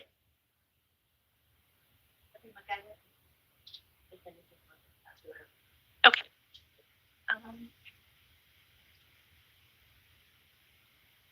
Just, you know, I did not know from when that's it.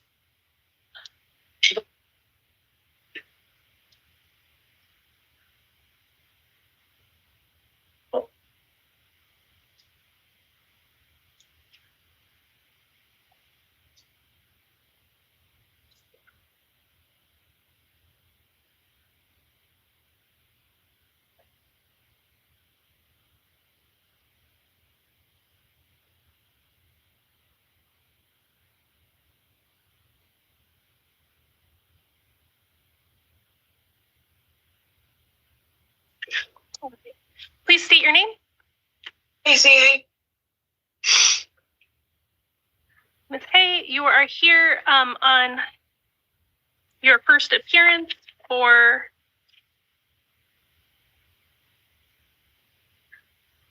a felony warrant on charges having to do with child or vulnerable adult abuse.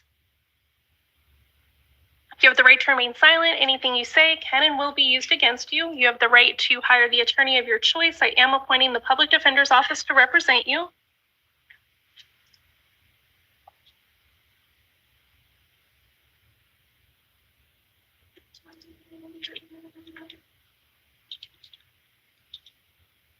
We're going to talk about your conditions of release.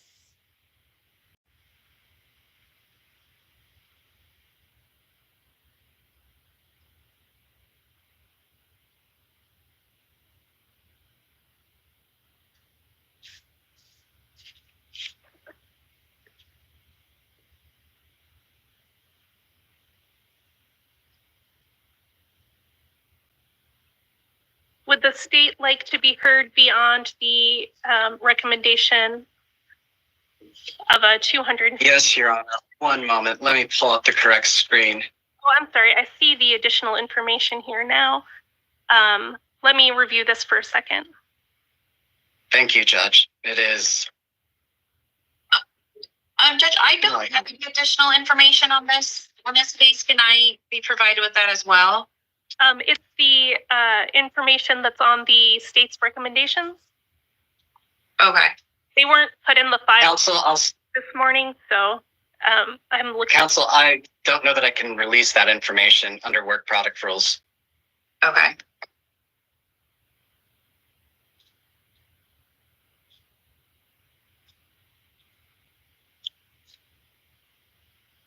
All right. Go ahead, Mr. Poston.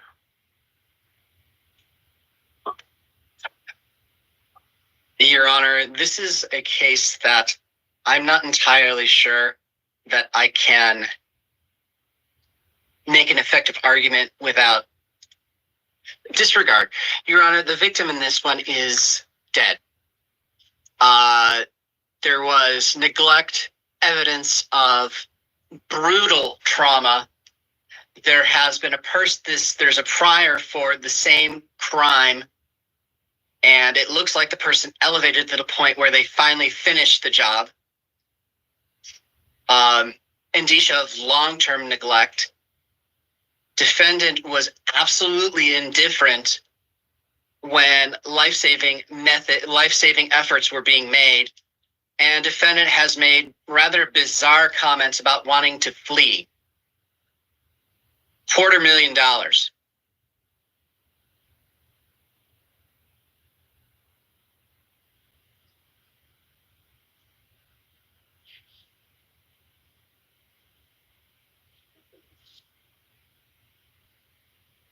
and defense. Judge, I have none of this information. I can't respond to any of that. All I can respond to is what's on pretrial services. We're asking that she's released to pretrial services. If she were released, she'd go home to her husband. She has ties to Tucson. She's never been arrested on this matter before. She was not aware of these charges. She has confirmed housing. And additionally, Judge, she did complete probation in 2024 for a 2020 case. So we're asking that she's released to pretrial services based on her probation. Additionally, she's amenable to probation. So we're asking that she's released to pretrial services. None of this information is anywhere that I've seen. Okay. All right. Your Honor, does the judge have the full narrative? No, I only have the information you provided in the. I'm going to send this. I forgive me for causing any delays, but Your Honor, this is one that warrants everybody seeing. I will go ahead and send this. So are you sending additional information? I'm sending the document. This ought not go in. I'm sending you the documents that I thought you had. One moment, Your Honor. Great. And counsel, it's Twilight Haggerty at Pima. Counsel, your email? Yes, and you should have it still. Sending it. Judge, I still have the Gmail address, so forgive me if I sent it to the wrong one just now.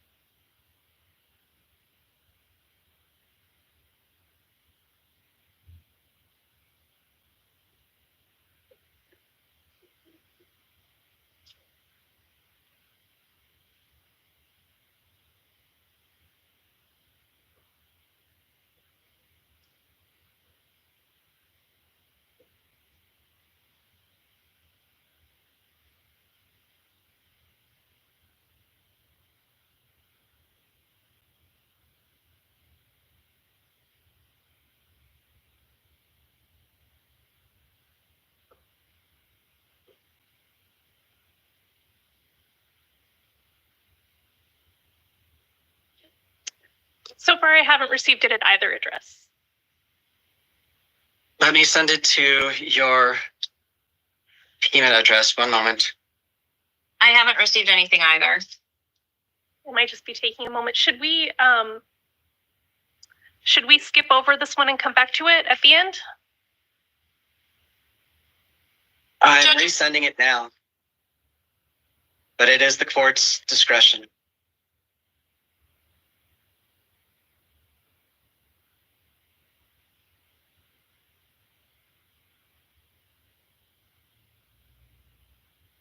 She get any moment now, Your Honor.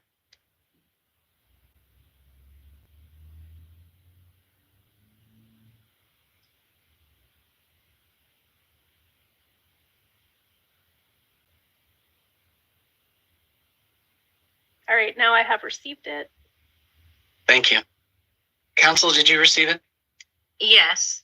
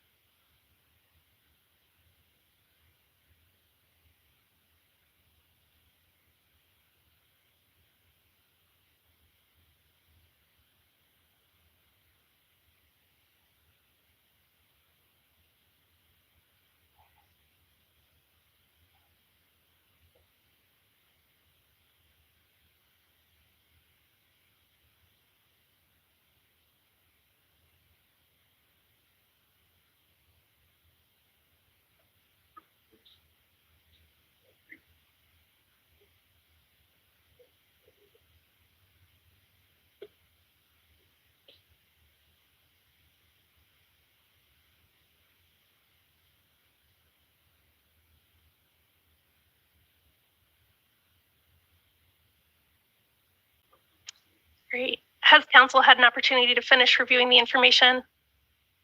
No, Judge, there's a lot of information. I did look at it briefly. I do believe that there's a lot of facts in here that are going to be possibly litigated in the case. Based on the information here, I still ask that she's released to pretrial services or a lower bond, a significantly lower bond.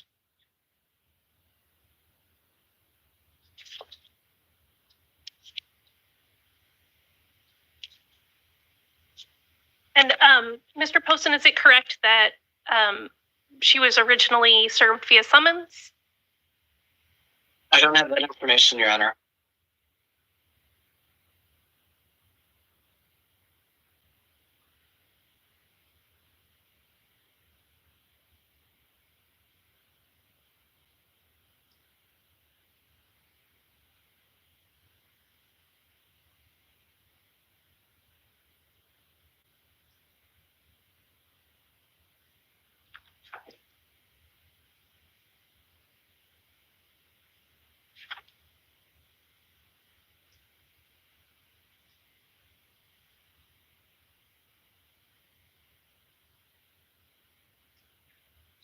Your Honor, this is Andrea with pretrial. Our available records indicate the defendant was served with the warrant just today, or excuse me, yesterday, it looks like.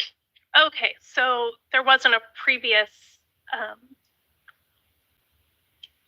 was there a previous appearance that she failed to appear for, though?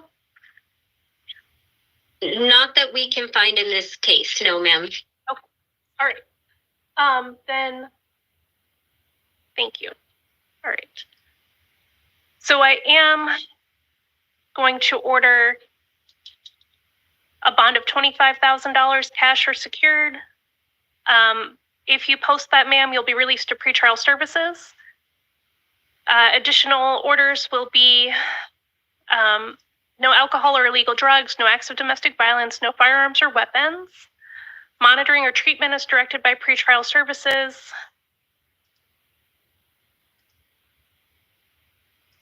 No unsupervised contact with minors. And your next court date will be March 4th at 1:30. That's for your arraignment at Superior Court. The jail will make you available for that hearing. And if you have posted bond and are released prior to that date, it will be your responsibility to appear. If you do not appear, a warrant will issue for your arrest. You understand? Yes. Thank you. All right, you're excused for today.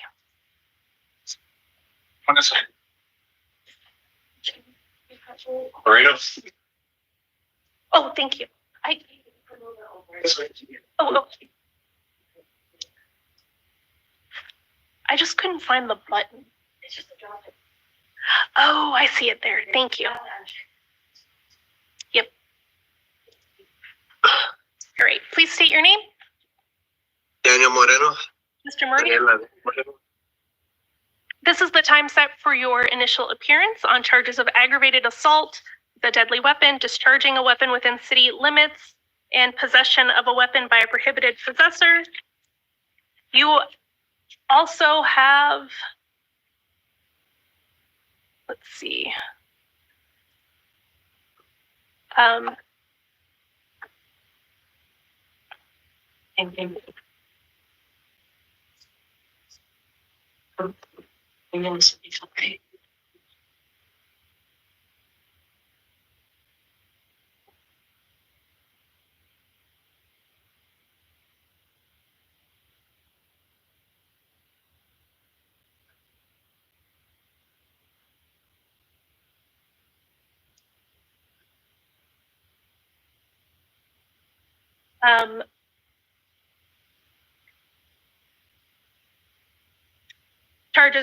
additional charges of aggravated assault with a deadly weapon or dangerous instrument, and unlawful flight from law enforcement and endangerment. You have the right to remain silent on all of these charges. Anything you say can and will be used against you. You have the right to hire the attorney of your choice. I am going to appoint the public defender's office to represent you, and you do have counsel seated next to you for the purposes of today's hearing. I have reviewed information provided by pretrial services about you. I have also reviewed the interim complaint in the new charges, and I have reviewed the state's recommendation that you be held on a bond of $75,000 consecutive. So that would be in each case and released to pretrial services if that bond is posted.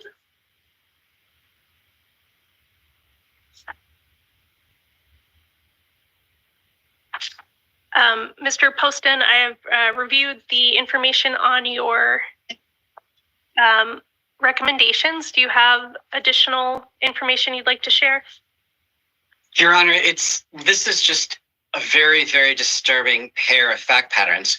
First, he gets into an argument, allegedly, at the Cobra Bar, shoots 2 people, then flees, and he's a prohibited possessor. And next, he leads police on a high-speed chase, and after he was trapped by the police who just outdrove him, he tried to ram his way out of the situation, and in doing so, injured a law enforcement officer. This person is a danger to the community. And defense? Judge, we're asking that Mr. Moreno is released to pretrial services. If you're not inclined, we're asking for a $10,000 bond. He's fully employed. He works in drywall. He's been consistently employed with the same employer for 5 years, and he's a lifelong resident of Tucson.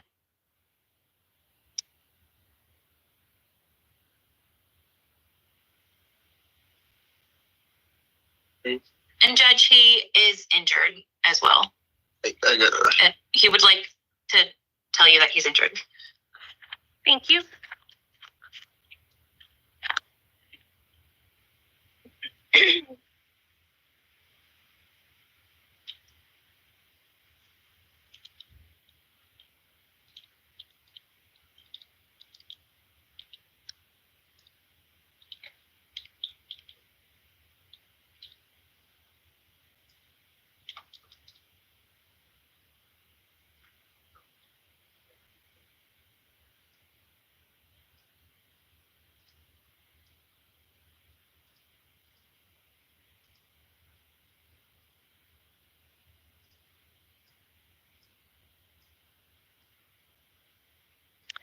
All right, I am going to order, sir, that you be held on a $50,000 bond that's going to be concurrent between the 2 cases.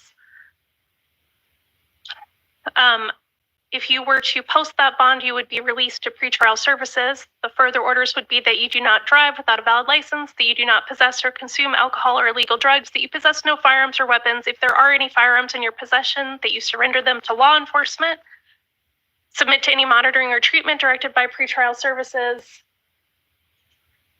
No contact at all with the alleged victims. Do not return to the incident location. Your next court date will be March 7th. That's at 1:30 for a preliminary hearing. If you remain in custody, the jail will make you available for that hearing. If you were to be released, it would be your responsibility to appear, and if you fail to appear, a warrant can issue for your arrest.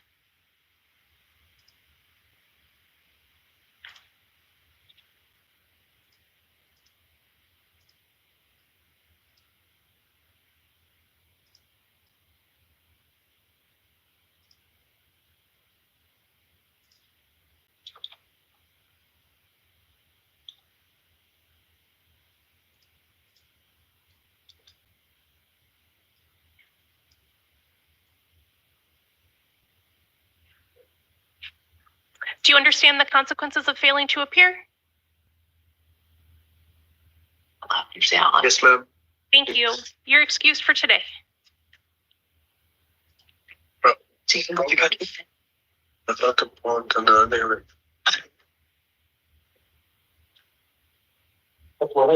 Yeah. Nelson.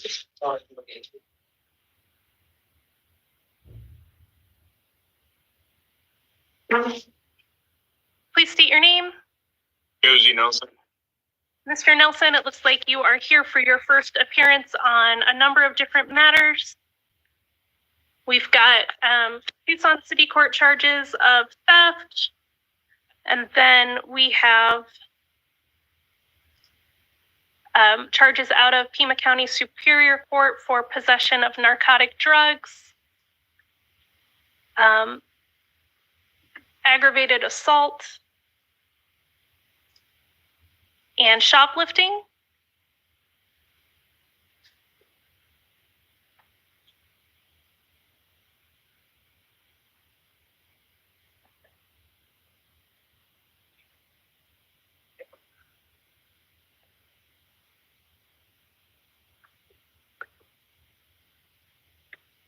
It looks like also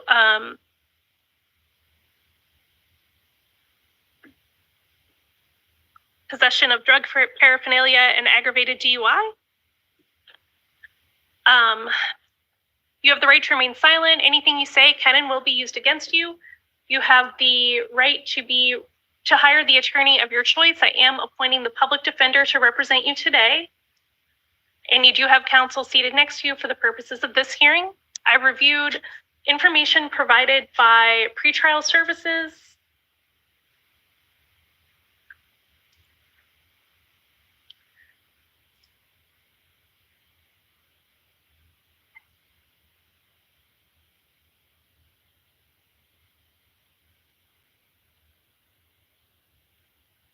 And do you have the state recommendation for this one? Yes, sorry. And I have reviewed the information provided from the state and its recommendations, which include that you be held on consecutive bonds, one of $2,000 and one of $2,500 with release to pretrial services. If you are released, Mr. Poston, do you need to be heard further? No, Your Honor. And defense? Yes, Judge, we're asking that Mr. Nelson is released to pretrial services. There are no new charges. He was arrested on warrants, and he was in rehab when these notices came out. So we're asking that he's released to pretrial services. Additionally, when these were dismissed and refiled, and he was in rehab at the time. So we're asking that he's released to pretrial services. He recently got out of inpatient rehab. He's in the process of re-enrolling with Kodak. He's been enrolled with them in the past, and he's getting back into their program so he can maintain sobriety. So we're asking that he's released to pretrial services, considering these were dismissed and refiled.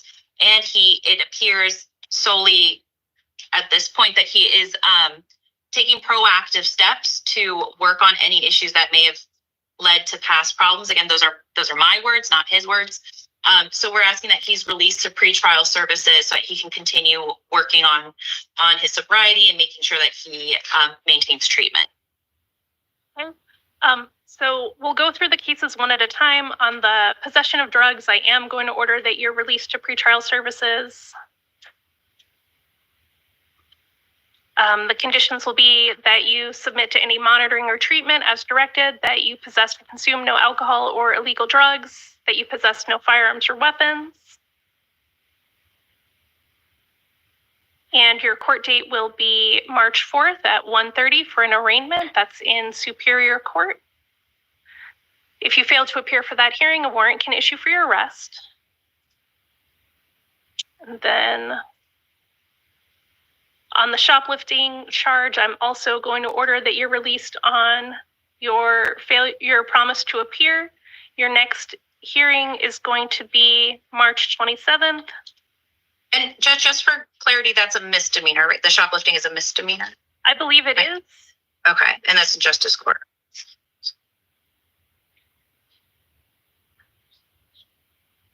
Yes. And okay. You'll be ordered to have no contact with the alleged victim and not return to the incident location.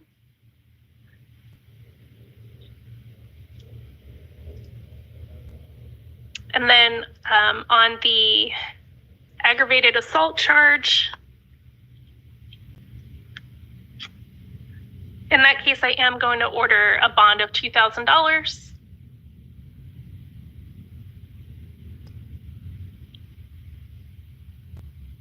And that you have, if you post it, you'll be released to pretrial services. You'll submit to monitoring or treatment as directed by pretrial services.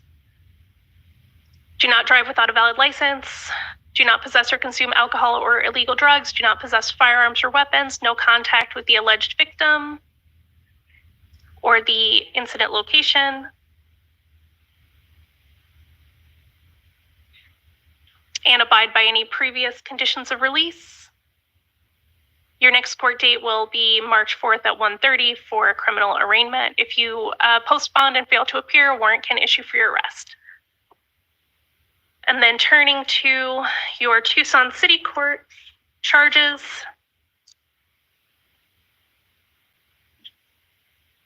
The judge in that case has requested that I order that you be held on a bond of $250. I'm looking at the history of this case.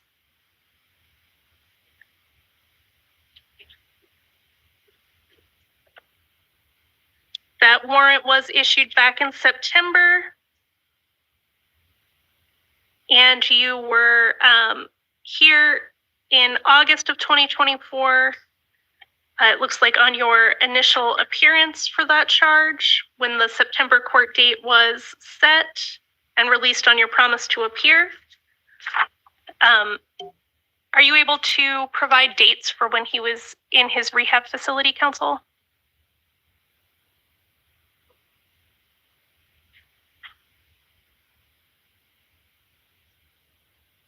Last week. Judge, he was in rehab from January 13th to February 20th.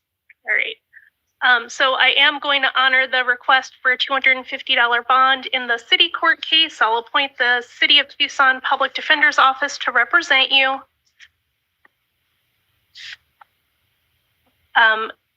No contact with the alleged victim.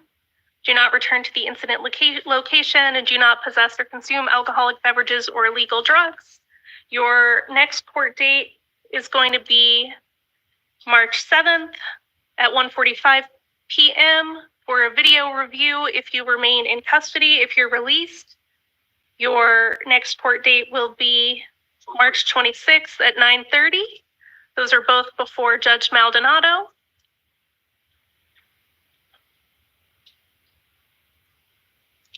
And if you fail to appear, a warrant can issue for your arrest. You understand? Yes, ma'am. All right, thank you. You're excused for today. Judge, Mr. Nelson is not going to be able to post his bonds for the paraphernalia for that felony. Would you consider a $50 bond for time credit? So he's getting credit for that. Sure. And is it too late to add that to Mr. Nelson's paraphernalia charge?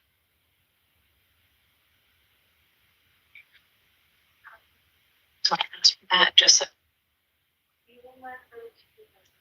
Yes, and we changed it to a bond of $50 and released to pretrial if posted. Okay, thank you. I have done that. Yeah. Thank you, Judge.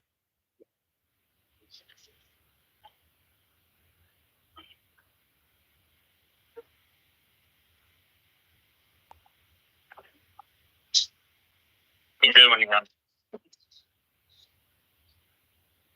Ojeda?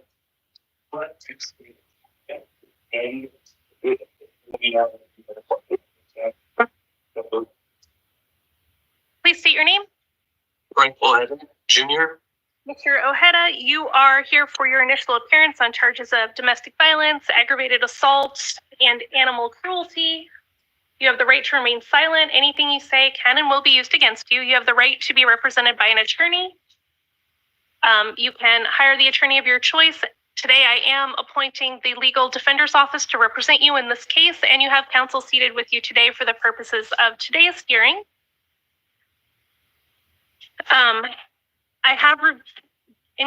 Considering your conditions of release, I have reviewed the interim complaint.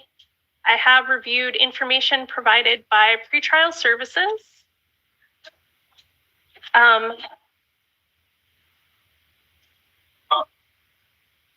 Pretrial services was not able to contact the alleged victim.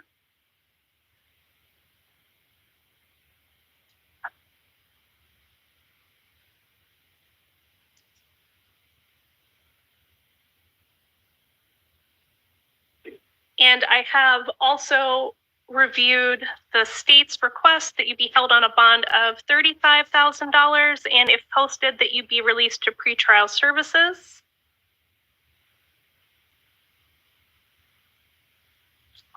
I'm probably thinking at this moment of a bond of about $25,000.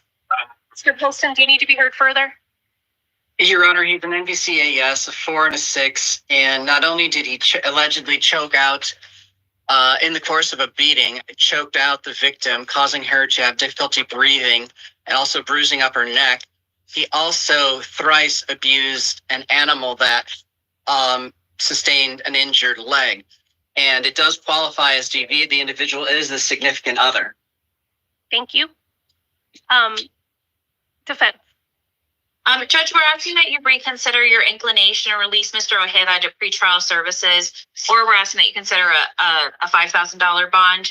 He is fully employed, he has lifelong ties to Tucson, and based on what I'm seeing in pretrial services, he has no felony priors. Thank you.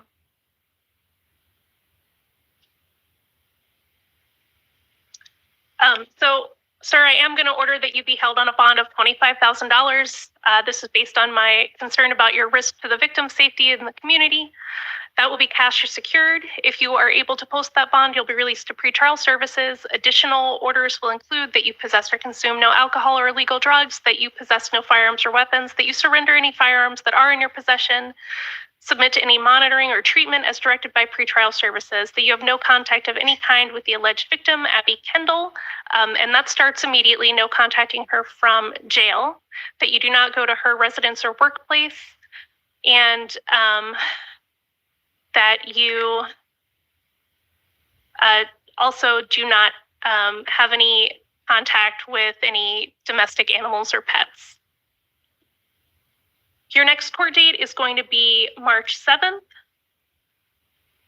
That is at 1:30 in the afternoon. That is scheduled for a preliminary hearing. That court date could change, so stay in touch with your attorney. If you remain in custody, the jail will make you available for that hearing. And if you are released, then you will be responsible to appear. If you do not appear, a warrant can issue for your arrest. Do you understand? I talked to her.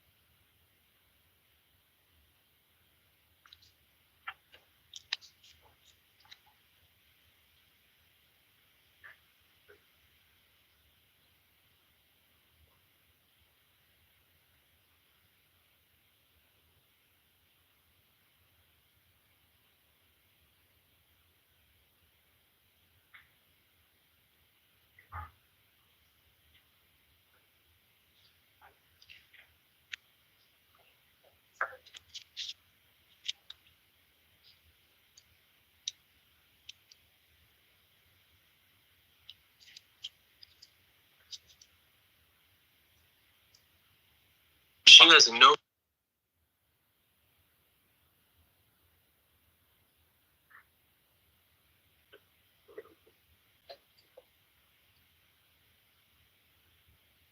Push, help me understand.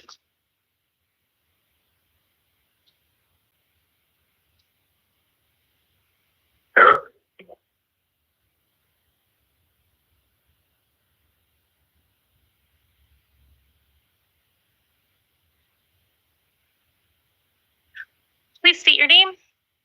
Ezekiel Plata.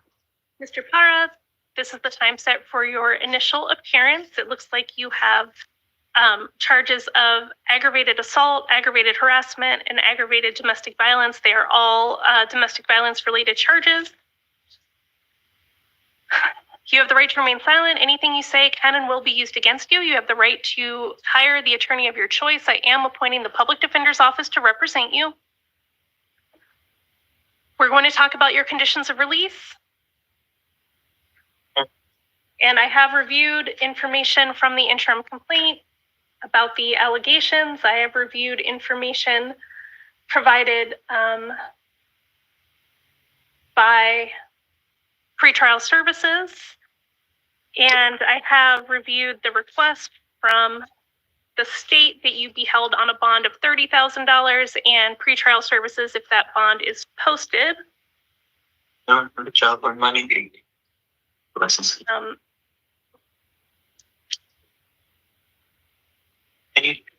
the nature of the offenses, I am probably looking at setting a bond close to that amount. Do you need to be heard further, Mr. Poston? I don't want No, Your Honor. And defense, would you like to be heard? Yes, Judge. We're asking that Mr. Para is released to pretrial services. Any bond is going to be akin to no bond for Mr. Para. He's unable to post any bond, so we're asking for pretrial services or a significantly lower bond, given he's not going to be able to pay it. He's a lifelong resident of Tucson, and the victim in this case does not object to his release.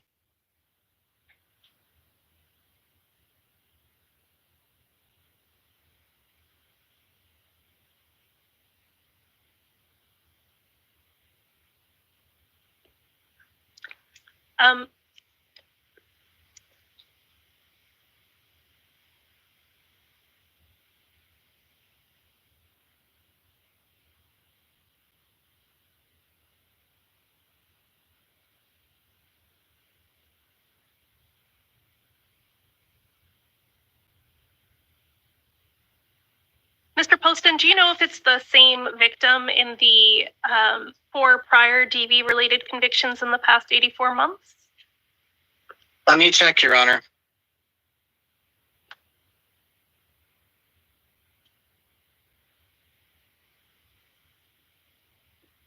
One moment. Thank you.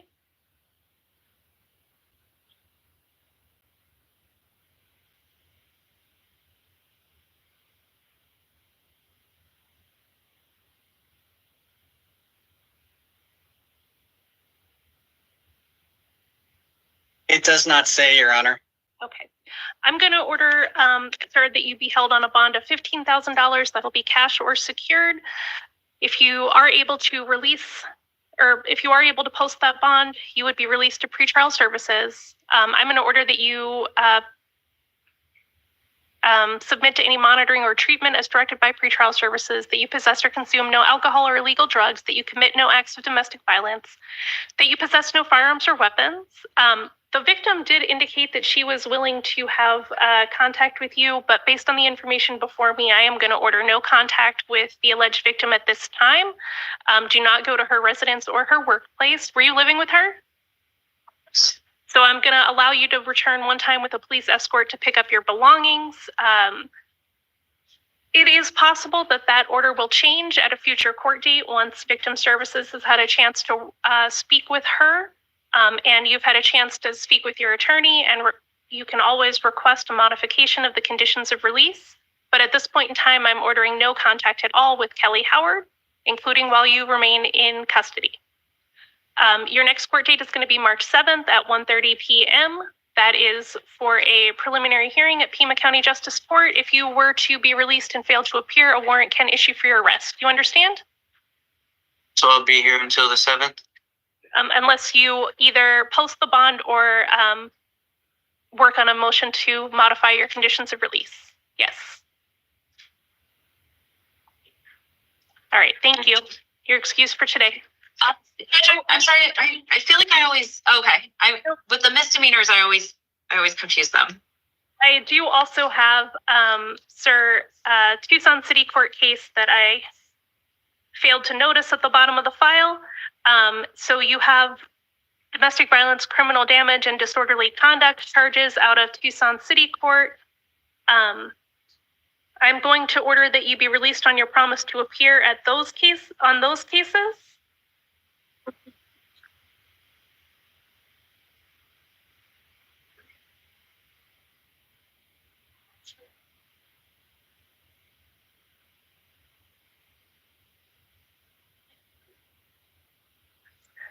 And your next court date will be March 25th at 1:30. That'll be before Judge Million.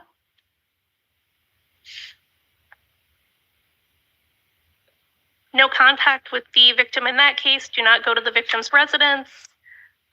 You may return one time, as in the other case, to pick up belongings as needed. And I am going to appoint the City of Tucson Public Defender to represent you. Do not commit any acts of domestic violence or possess or consume illegal drugs or alcoholic beverages. And if you fail to appear for your hearing in that case, a warrant can issue for your arrest. You understand? Yes. All right. Thank you. Your excuse for today. Quick question.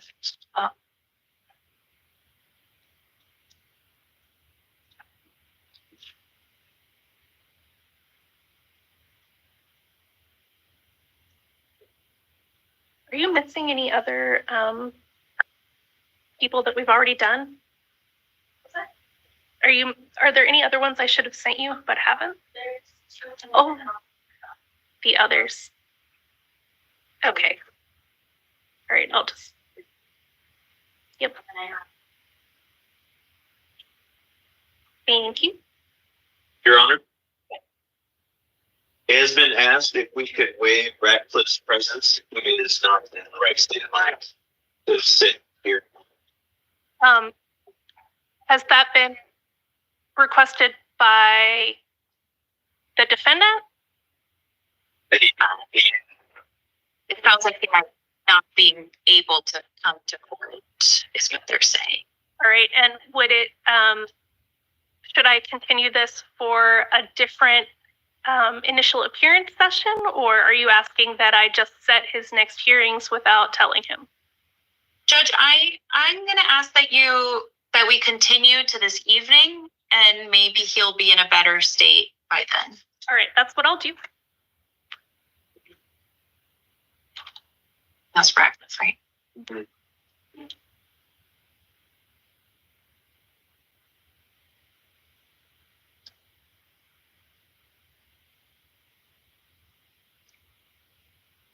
Wendy Martinez.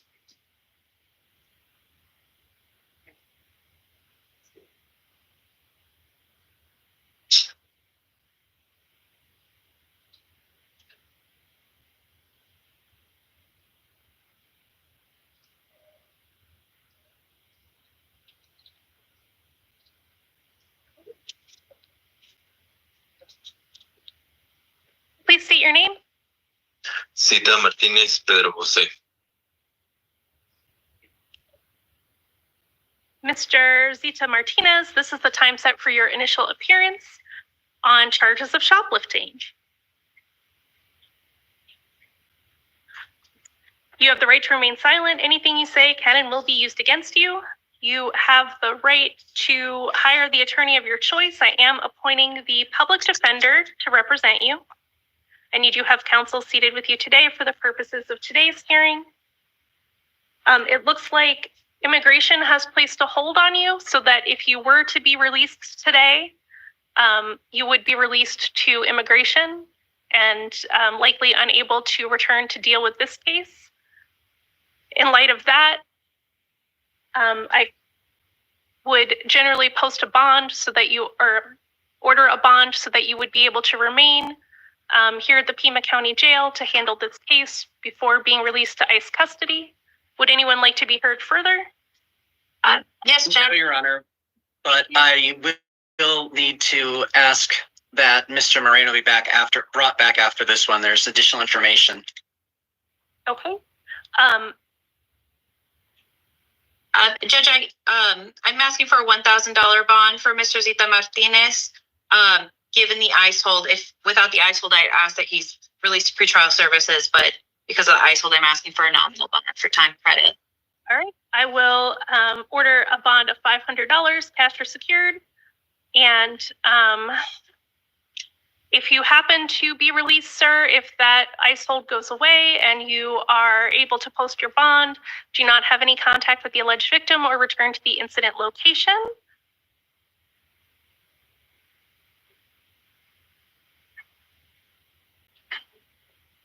Your next court date is going to be March 7th. That is set for 1:30 as a preliminary hearing. That hearing date can change, so stay in touch with your attorney. If you are released and fail to appear for that hearing, a warrant can issue for your arrest. You understand? Yes, Your Honor. Thanks. You're excused for today. Yeah, thanks.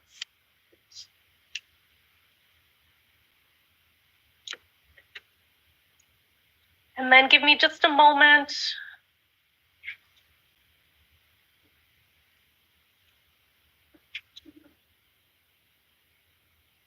My apologies, Your Honor. It looks like pretrial's website didn't have the information updated.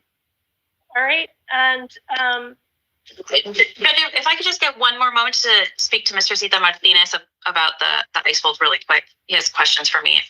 oh yes, I'm fine with that.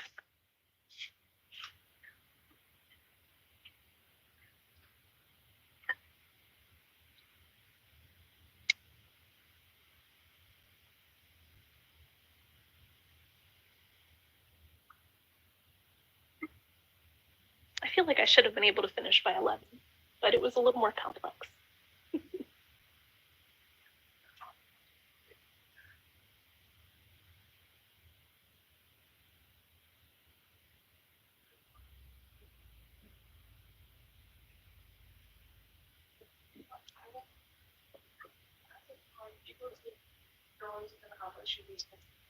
Let me look.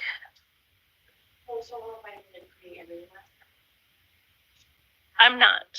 Oh, wait, hold on. Let me initial review, adjudication. Oh, Thank you, Your Honor. And I do apologize, Your Honor. We do need to bring Moreno back. yes, I can see that. I can. You open and you go to change anything after you already published it, or I have to. It looks like, oh, maybe if I click amend. Maybe I don't have to read. I don't even know if we're gonna change anything. I'm just trying to what how to do it. All right.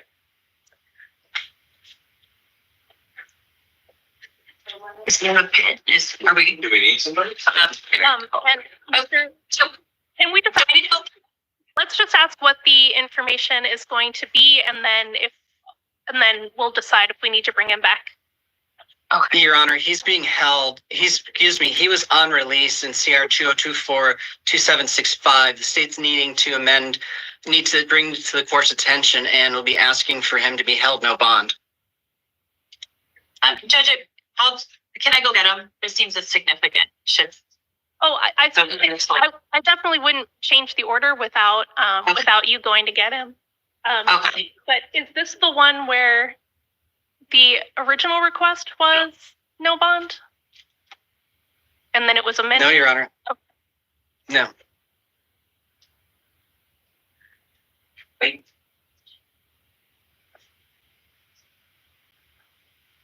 Because the bond if you warrant one is still under your paper. Okay.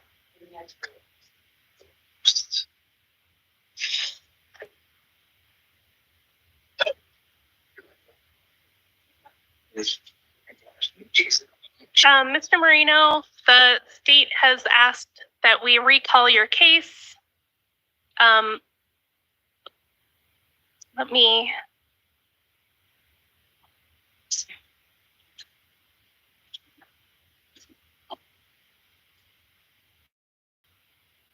All right, Mr. Poston, you can go ahead and make your argument.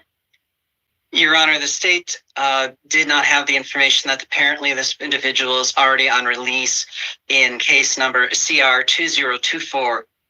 2024-2765, and he was on release in that case, and then he incurred these new charges.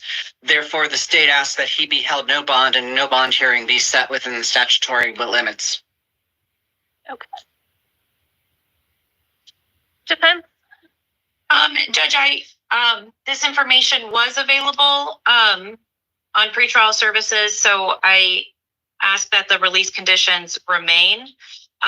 If not, I'm asking that a no bond hearing is set. All right, so if I set a no bond hearing, that's going to be on March 3rd at 2:30. That would be a sooner time for him to be seen again. So does that have any impact on what he would prefer, what his argument is? Judge, I mean,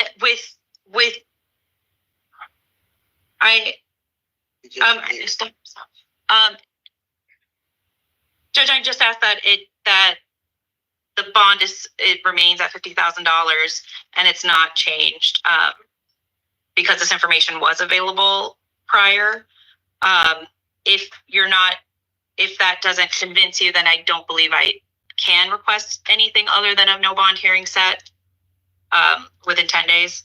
Okay, then I am going to maintain what I had previously ordered.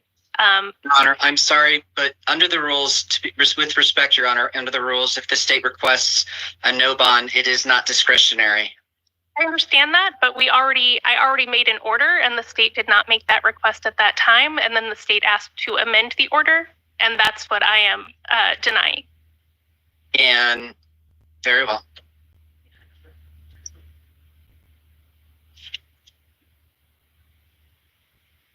With respect, Your Honor, what happened was the website wasn't updating for me, and I didn't have the information showing that he was on release, and therefore, had I that information at the time that I made the recommendation, it would have been absolutely a no bond.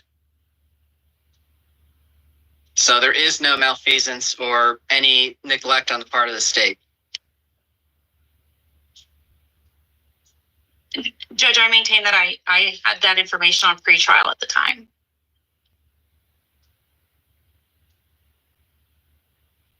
May very well be computer error on my end, but Your Honor, again, it's when the state asks for something like that, it is not considered discretionary. And the state did make a good faith effort to catch the error prior to going off the record entirely this morning.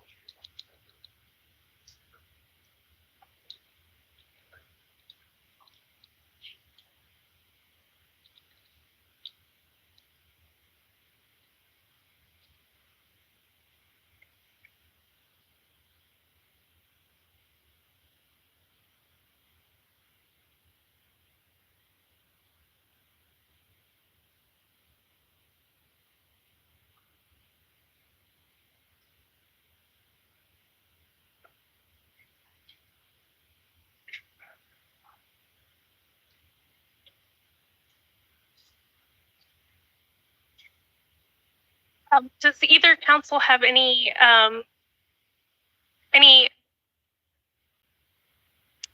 to cite, any precedent or anything they'd like me to take into consideration given the procedural circumstances we're in? Yes, Your Honor. One moment, please.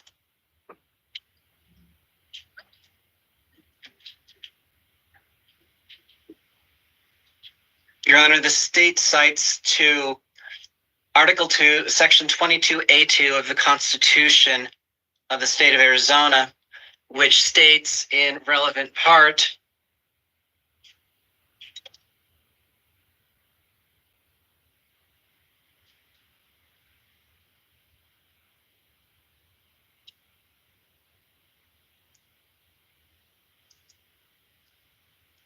And what I'm seeing here is all persons charged with crime shall be bailable by sufficient sureties except felony offenses committed when the person is already admitted to bail on a separate felony charge and where the proof is evident or the presumption great as to the present charge. Now, the latter part is exactly the substance and the standard that the state will be expected to meet at the no bond hearing, presumption great and proof evident. Now, as far as the other portion, whilst the person is already admitted to bail in a separate felony charge, that is the case here, Your Honor, and therefore the defendant does not have the right to bail. And in this case, Your Honor, what happens here is quite honestly, pretrial's website has a nasty habit of crashing and not updating, and the state has a very limited time. In this case, less than 6 minutes per case to read, evaluate, and recommend, not to mention all the computer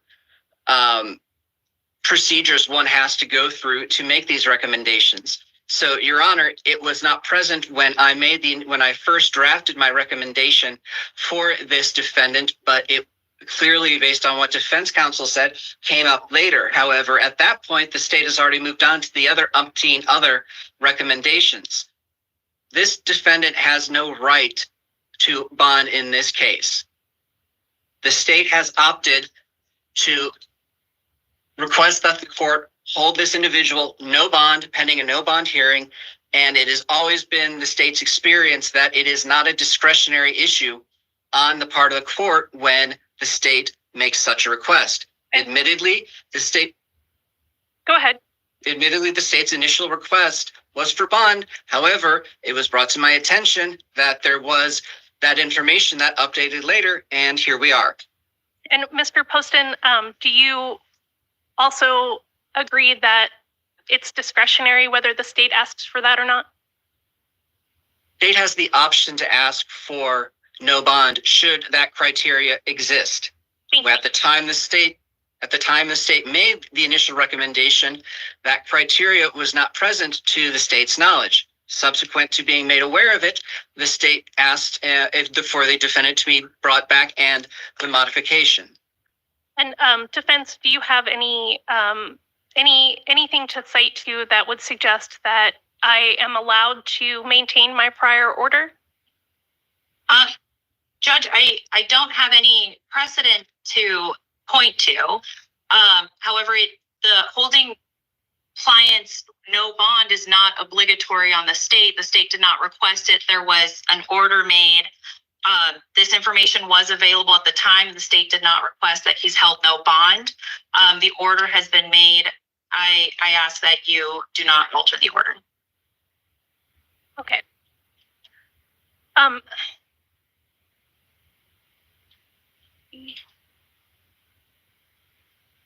And Your Honor, the information may have been there, but it wasn't in state's possession because when I went to pretrial's website, it hadn't been updated. Had I known the option there, every day of the week, this would have been hold not bond.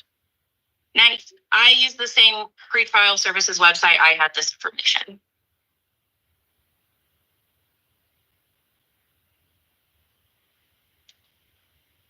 All right, I am going to maintain my prior order at this time because I don't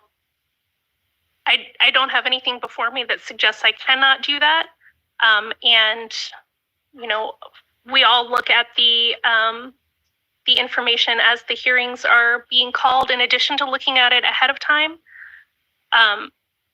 Anyone is welcome to file a motion to reconsider if that's appropriate in this case. I'm not totally sure that it is, but I'm going to maintain the prior order, and Mr. Moreno, you're excused for today. All right, thank you. Thank you. If I clicked amend and was playing around with the things, do I need to issue an amended if I kept it the same? Just cancel. It should just like say, do you want to see any changes? Thank you. All right. I don't have anything else for today. Council, thank you very much. Thank you, Judge.